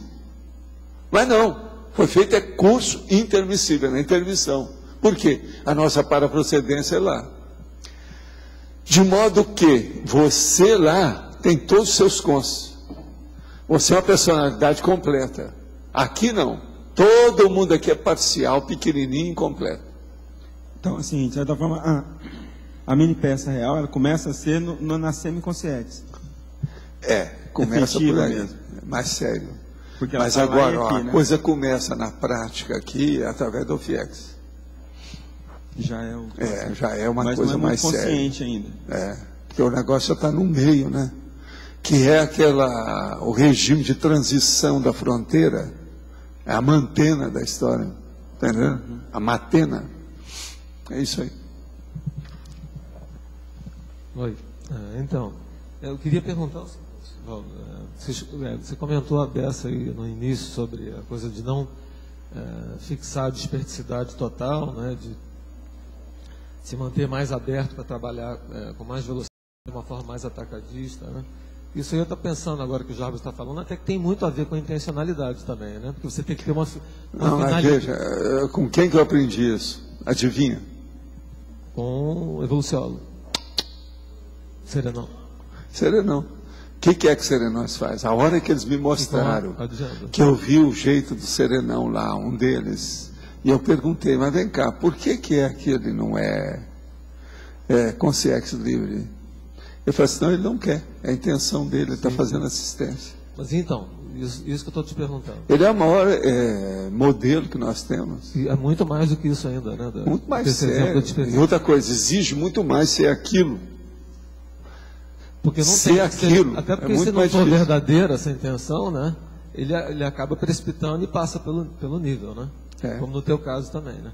Então, e dentro disso, eu estava pensando aqui, então essa intencionalidade, nesse patamar, vamos dizer, de cruzeiro, é um fio condutor, né, de conduta mesmo da consciência, né? E aí eu te pergunto depois disso, então, seria, de repente, por causa dessa deficiência nossa de intencionalidade, essa incompreensão nossa em entender isso, por que o sujeito não ganha logo a desperdicidade ou não ganha logo a liberdade total de consciência, tem a ver com isso? E existem outras coisas também que a gente não pode descartar. Uma pessoa, por exemplo, ela está na bica de melhorar o padrão dela, o patamar evolutivo dela vai melhorar. Naquele período de transição, que ela está no preâmbulo, na soleira da porta, na hora da definição, entende? Antes disso e depois disso, os assediadores e mega assediadores do passado juntam todo mundo para fazer uma frente ampla, para fazer uma última possibilidade de entrar contra, para a pessoa não chegar naquilo. Porque eles vão perder a presa, você está entendendo? A vítima. Então, vai acabar. Então, isso tudo ocorre. Muita coisa ocorre conosco quando as pessoas chegam à Conscienciologia atualmente, porque o primeiro curso da intermissivo, entende? Então a pessoa chega aqui, na hora que ela resolveu que vai bandear e mudar de lado, ponto. Aí eles juntam tudo para ver a última tentativa. Tá, entendo. Aí, então, última rácio. Então, nesse caso, para quem ainda está alcançando pelas primeiras vezes aquele nível, pode ser interessante entrar e consolidar a conquista, né? O problema todo é esse. A conquista é sempre importante. Agora, o problema é ver se a pessoa está consciente ou não. Uma coisa é você fazer uma conquista totalmente consciente, que você armou, você fez o plot, você construiu, você estabeleceu o arcabouço para chegar naquele objetivo. Outra coisa é a pessoa que vai fazendo aqui de tamborada até chegar no negócio. Depois que chega num certo nível, a pessoa não consegue fazer isso indisciplinadamente. Nem conscientemente. Por isso que a gente precisa de auto-organização. Nem inconscientemente, porque já teve às vezes até experiência. Mas o desorganizado é o inconsciente. Não, agora quando a pessoa já teve a experiência de ter conquistado um nível daquele alguma vez, também ela tem consciência. A coisa melhora toda, tudo fica melhor. Então ela tem consciência da situação, pode até decidir por não consolidar novamente e ir adiante. Né? É isso aí. Porque eu estava na dúvida, não sabia se o problema era mais de desconhecimento holobiográfico, de memória, de holomemória nosso, se era de compreensão do que é evoluciologia, do que é a desperticidade. Agora, o que é difícil é o seguinte: nenhuma decisão nossa é feita totalmente isolada ou individual, pura. Sempre, quanto mais sérios sejam os assuntos para nós decidirmos, maior número de consciência nós vamos ter contato. Ou já temos contato. Então, isso aí interfere no processo da intenção. Entendeu o que quer dizer? Porque a decisão não é devido ao problema do círculo de relações evolutivas. Então, porque a decisão não é sobre uma proex individual só, né? Não, é porque pega mais gente. Pega mais gente. Tá, entendi. Tá. Professor, quando a pessoa está nesse ponto aí da soleira da porta, desse momento de virada, qual que é a melhor postura para ela ter? Modéstia. E ela ser low profile, quer dizer, ficar por baixo, julgar com uma carta de menos, diminuir o perfil. Está entendendo como é que é? Isso é que é o ideal. Então, é o problema praticamente vamos dizer, do anonimato. É o caminho para chegar no anonimato. Esse é um período que a pessoa aprende que o anonimato às vezes é importante. Então ela vai devagar, em silêncio. Às vezes é sigilosamente, é a única saída para não chamar as coisas. Agora tem gente que não é assim. Tem gente que obtém uma vitória desse tamanho, começa a falar daquilo, fica desse tamanho. Aquilo piora tudo, vem em cima dela. Isso é que chama vanglória, entendeu? É a pessoa que fica com excesso dentro do processo. Isso aí é uma bobagem, a gente não pode ser assim. É a ostentação do pequenininho, não dá certo. Gente, a coisa está realmente feia. Quando eu saí do Chile, isso aqui é o Djalma que está falando. A coisa está realmente feia. Quando eu saí do Chile, eles acreditavam que havia 23 mil contaminados, mas continuavam achando que não era importante. Demoraram para fechar a escola e não fizeram muita propaganda. Na Argentina, quando estivemos em Buenos Aires, eles também estavam dando pouca atenção e já há 17 casos de mortes lá na Argentina. Agora que o ministro da Saúde parece estar acordando para a coisa. Sobre a máscara, tecnicamente, a melhor que previne 100% é com 0,3 micron. Pode ser até a de pedreiro. O ponto principal é o nível de filtragem. Você sabe que a gente está em isolamento e olha, está sendo muito bom para colocar as coisas em dia. Isso é o Djalma que esteve, você sabe, no Chile. No extrafísico, os fenômenos de encapsulamento e mudança de dimensão são coisas distintas ou coincidentes. Olha aqui, não tem nada que ver. Encapsulamento, a pessoa pode ficar encapsulada na mesma dimensão. Mudou de dimensão, ela pode fugir, ela some, ela fica, vamos dizer, invisível. Pergunto por que o professor ora diz que o FIEX é encapsulada, ora diz que ela está num bolsão interdimensional. É a mesma coisa. O bolsão que ela está é o encapsulamento. Isso aí no caso, é a mesma coisa. Agora, veja, a dimensão é uma só na história. Agora, o povo não sabe daquilo, porque é a diferença. Uma pessoa pode estar na dimensão e não vê as outras. Isso aí depende da consciência. O problema da percussiência interdimensional é uma das coisas mais difíceis que tem para a consciência adquirir. É tanto que eu já falei nisso, mas nunca cheguei a escrever com muita coisa. A percussiência interdimensional, das coisas mais bravas que tem. E é um processo mais de consciência mesmo. Hoje você comentou sobre a revista Cruzeiro, que faz parte do grupo Tupi. E nós temos um programa na Rádio Tupi, AM e FM, que se mantém no ar há quase 5 anos. Mesmo em meio holopensênico antagônico. Você acha que multidimensionalmente nossa participação no programa tem relação com alguma pendência grupo kármica? O que você poderia falar sobre os amparadores desse processo? Não, o problema todo é o seguinte: as coisas da revista Cruzeiro e do condomínio acionário, todas já passaram. O que sobra aí é aquilo que está funcionando direito, não quer dizer que seja errado. Agora, o que tinha que acabar, já acabou tudo há muito tempo. É bom você estudar o que significava o condomínio acionário e lembrar que tinha um senador Calmon no meio desse povo.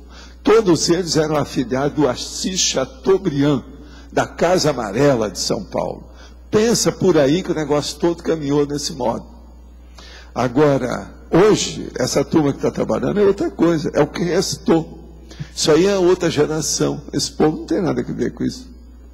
O que tinha que acabar já acabou há dezenas de anos. O número de casos de gripe suína está aumentando. Para uma tertuliana que pretende visitar o CAEC na primeira quinzena de julho, o que você aconselha? Chegando aí, vou poder assistir a tertúlia ou vou ter que ficar de quarentena? Depende de onde você está saindo. Você está gripada? O que acontece com você? Ela não está falando, eu não sei de onde ela é. Ela tem que ver, né, de onde ela vem. Outra coisa, você vem de avião? Você vem de quê?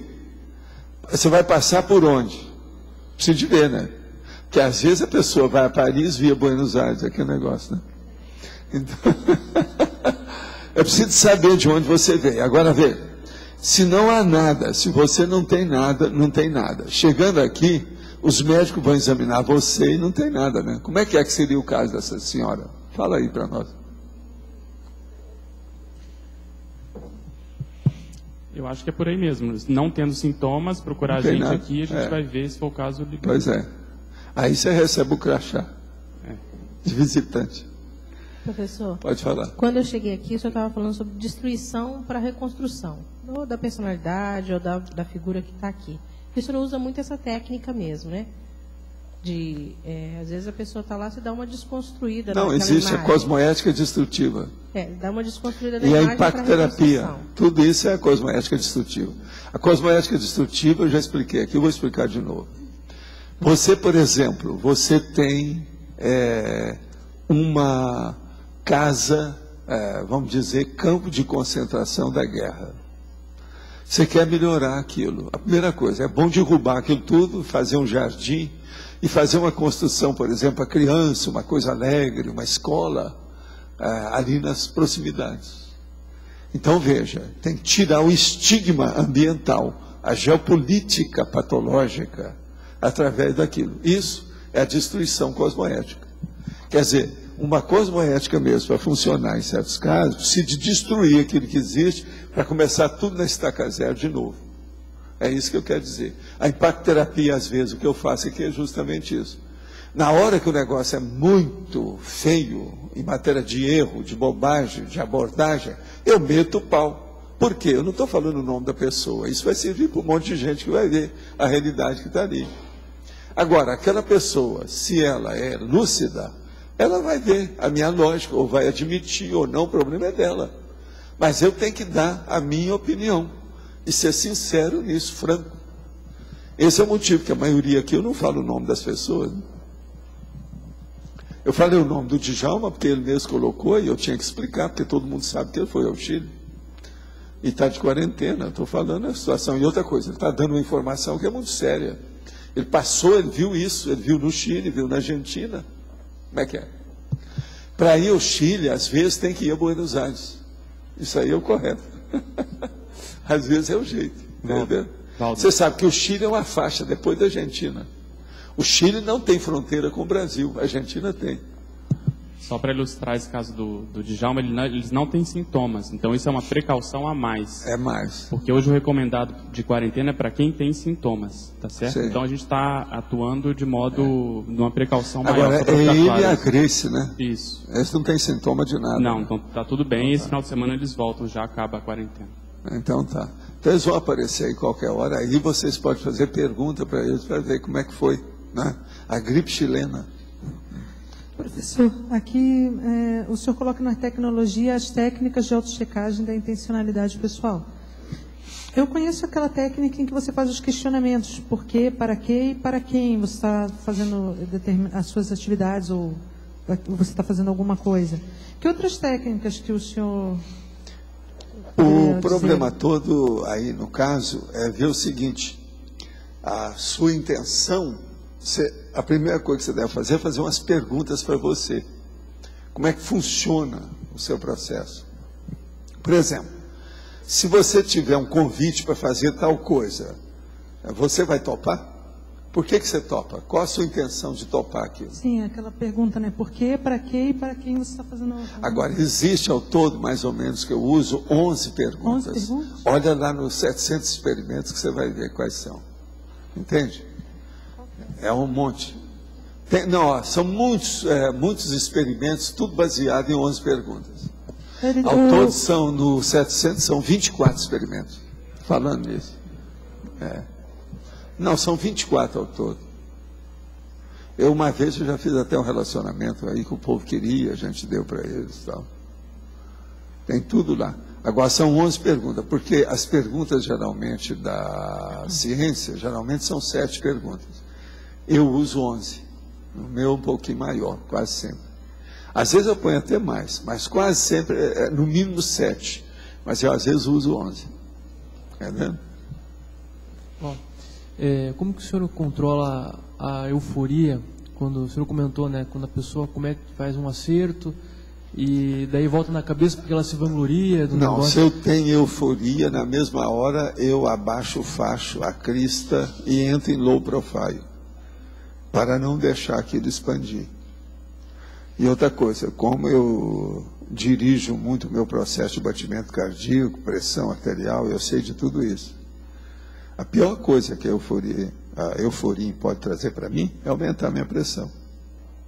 Você sabe, uma surpresa agradável, uma surpresa desagradável aumenta a hipertensão da pessoa, se ela tem predisposição.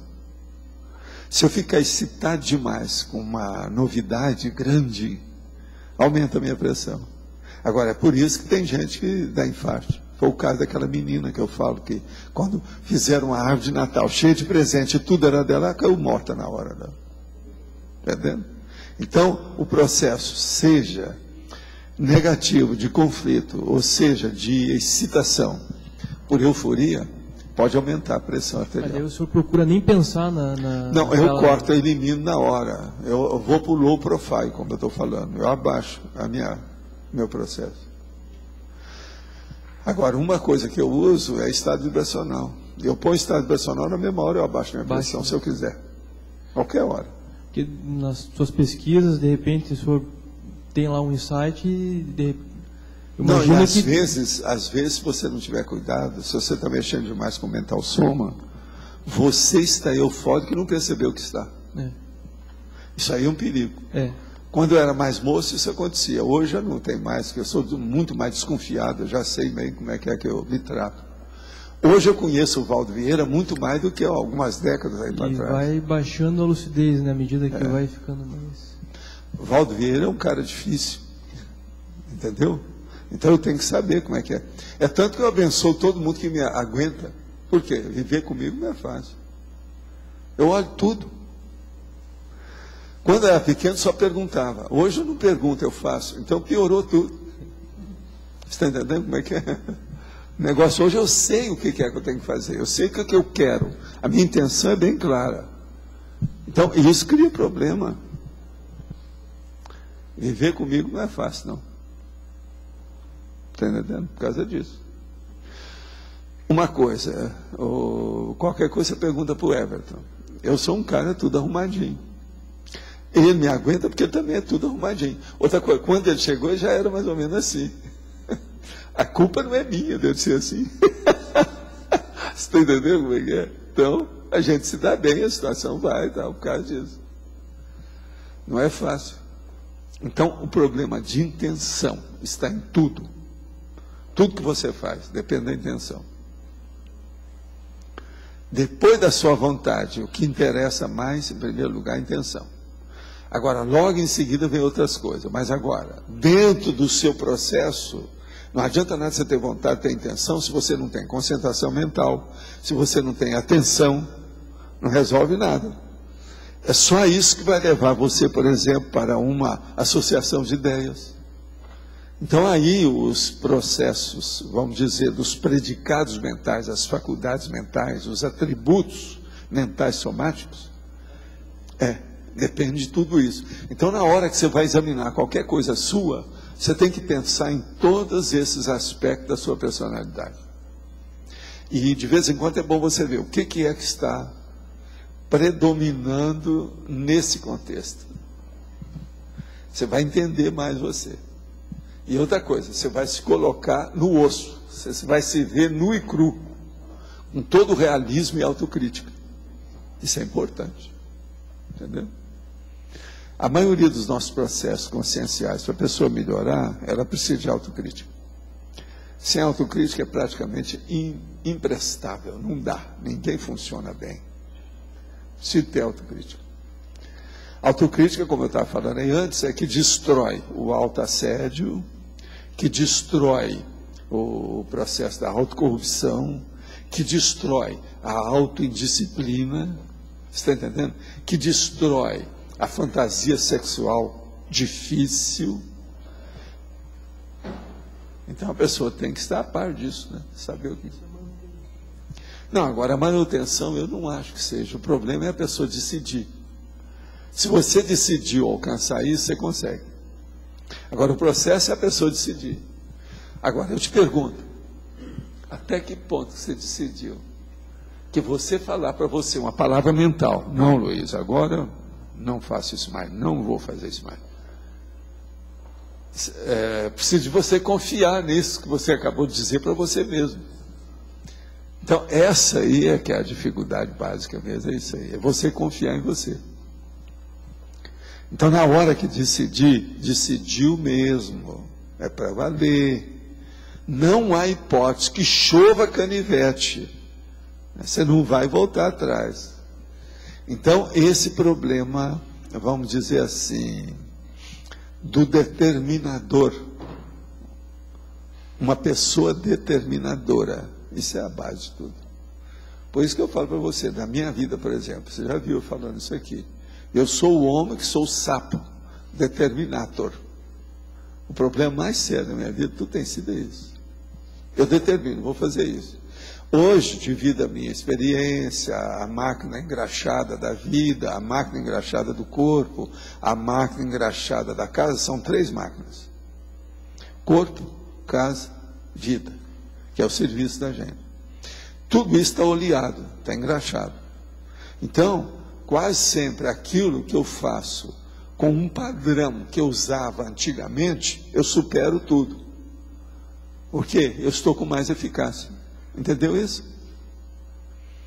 Se eu usar o padrão que eu usava há algumas décadas, eu hoje estou muito melhor. Então eu funciono mais. A minha produtividade é mais rápida, melhor, de melhor qualidade. Então, se eu usar aquele padrão, eu estou sempre melhor do que era. Entende? Tem certas pessoas, quando alcança, que ela alcançou um êxito dentro daquele problema, então eu falo assim, agora você estabelece quais são os números, as estatísticas desse seu feito, dessa sua façanha. E você, tudo que você fizer, vai chegar nesse nível. Agora, com o passar do tempo, daí 1, 2, 3, 4 décadas na sua vida, você vai ver que tudo aquilo ficou pequeno. Você melhorou mais do que aquilo. Isso é o máximo. Se a pessoa mantém aquilo, ela vê que ela está superando. Agora, vai chegar um ponto que ela vai ser obrigada a aumentar os números no método dela. Aí a responsabilidade dela vai aumentar. Você está entendendo? Enquanto ela estiver usando aquele método inicial, pequenininho, pobrezinho, para ela é fácil, ela já supera aquilo com o pé nas costas. Agora, vamos ver a hora que aumenta o padrão. Subiu. Então, vocês aqui, ó, vocês estão no nível de melhorar o padrão. Por exemplo, o Cláudio é um, ó, que está fazendo força. Lá do Instituto até chegar em Foz, ele já teve que aumentar esse nível. Eu não sei se ele está aplicando a estatística, mas ele vai ser obrigado a aplicar cedo ou tarde. O Cláudio é um desses. Valdo, esse negócio do padrão. Você tem um padrão antigo. Você usa a base daquele padrão, mas não, eu tenho que usar o padrão antigo para servir de padrão, ou seja, de unidade de medida para a turma. Depois você se eu for colocar o meu padrão íntimo, como é que eu sou, eu defaso, aí dá um gap. O gap não é grande, mas ele existe. Se ele existe, já cria problema.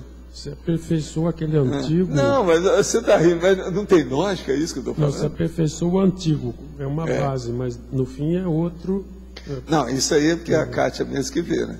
Eu faço uma coisa e faço, não, dentro de tantos dias eu faço. Na metade daqueles dias eu já acabei.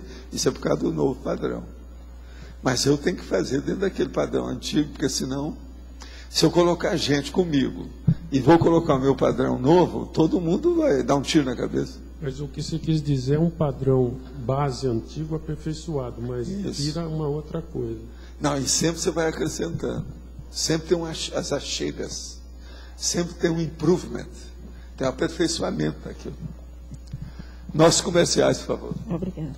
As pontuações da tertúlia de hoje foram 13 votos online, 11 perguntas respondidas online, 14 perguntas presenciais, 115 assinaturas no livro de presença, 19 praticantes da técnica de Invexis, 4 voluntários das Invexis.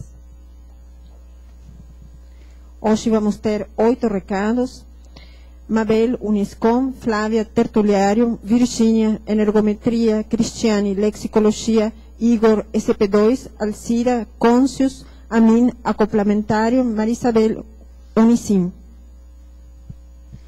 Temos 12 verbetes para a votação de hoje.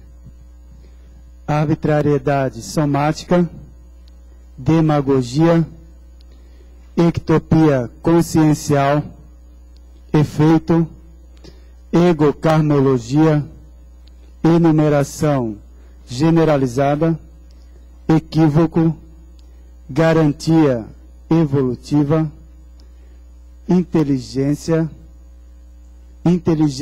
técnica, nulificação da infância e teleguiado autocrítico.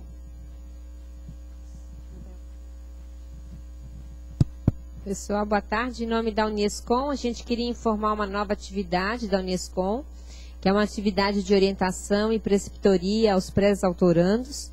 É uma atividade exclusiva, individual, para que a gente trabalhe junto com o pré-autor, algum gargalo, alguma dificuldade que ele está tendo na hora de escrever o livro. Então, são 4 encontros, um encontro por semana que a gente tem com cada pré-autor, para trabalhar especificamente aquela questão pessoal.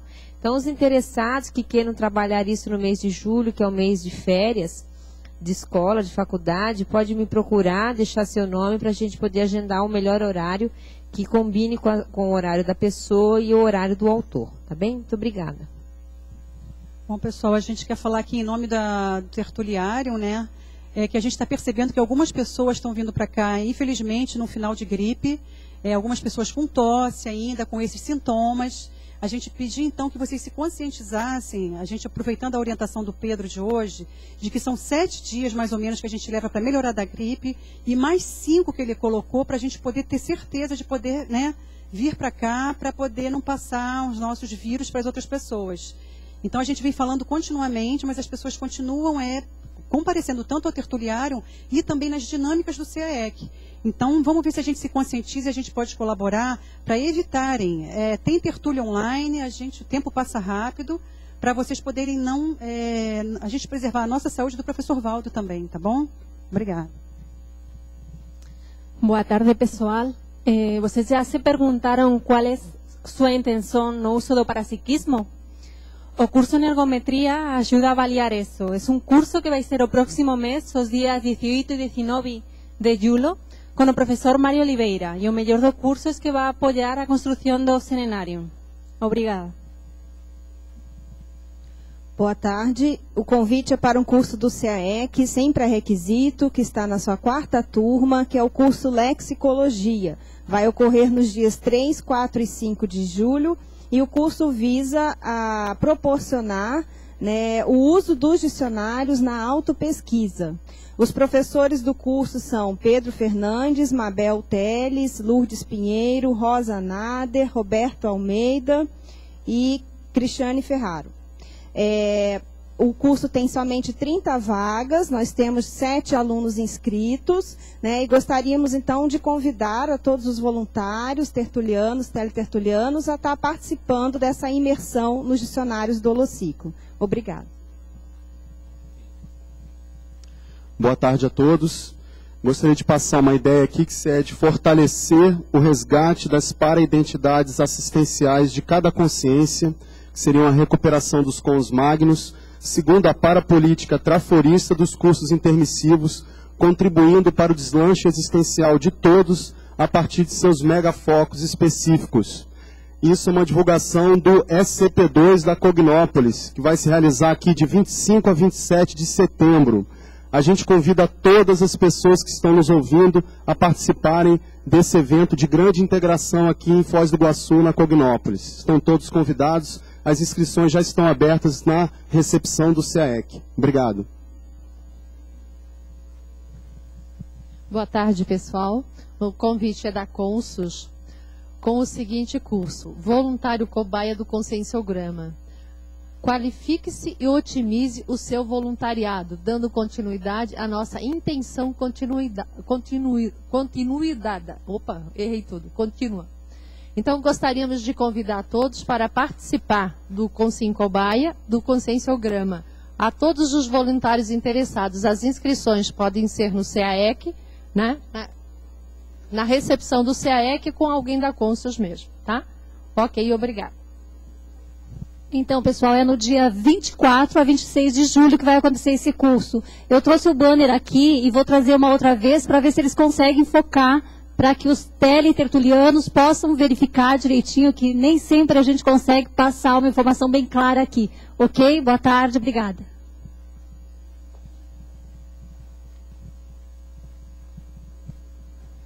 Boa tarde a todos. Nós estamos lembrando do próximo acoplamentário, que vai ser nos dias 17, 18 e 19 de julho. O tema vai ser anticonflituosidade.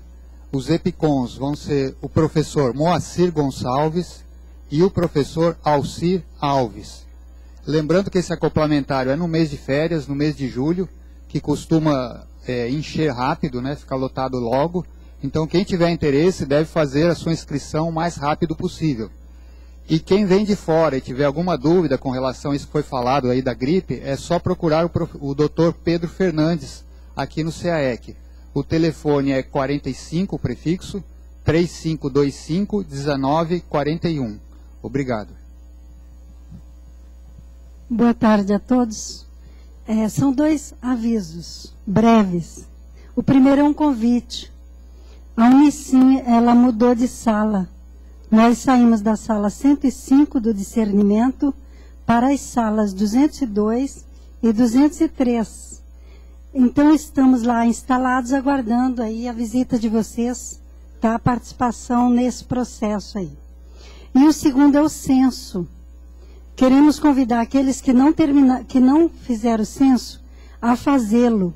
Estas informações, elas são muito importantes para que a CCCI faça um planejamento do bairro da Cognópolis com lógica, com fundamentos, com subsídios técnicos, com informações consistentes do que vamos fazer, qual é o rumo que vamos tomar, assentado em informações básicas e importantes. Então, quem não preencheu, preencha.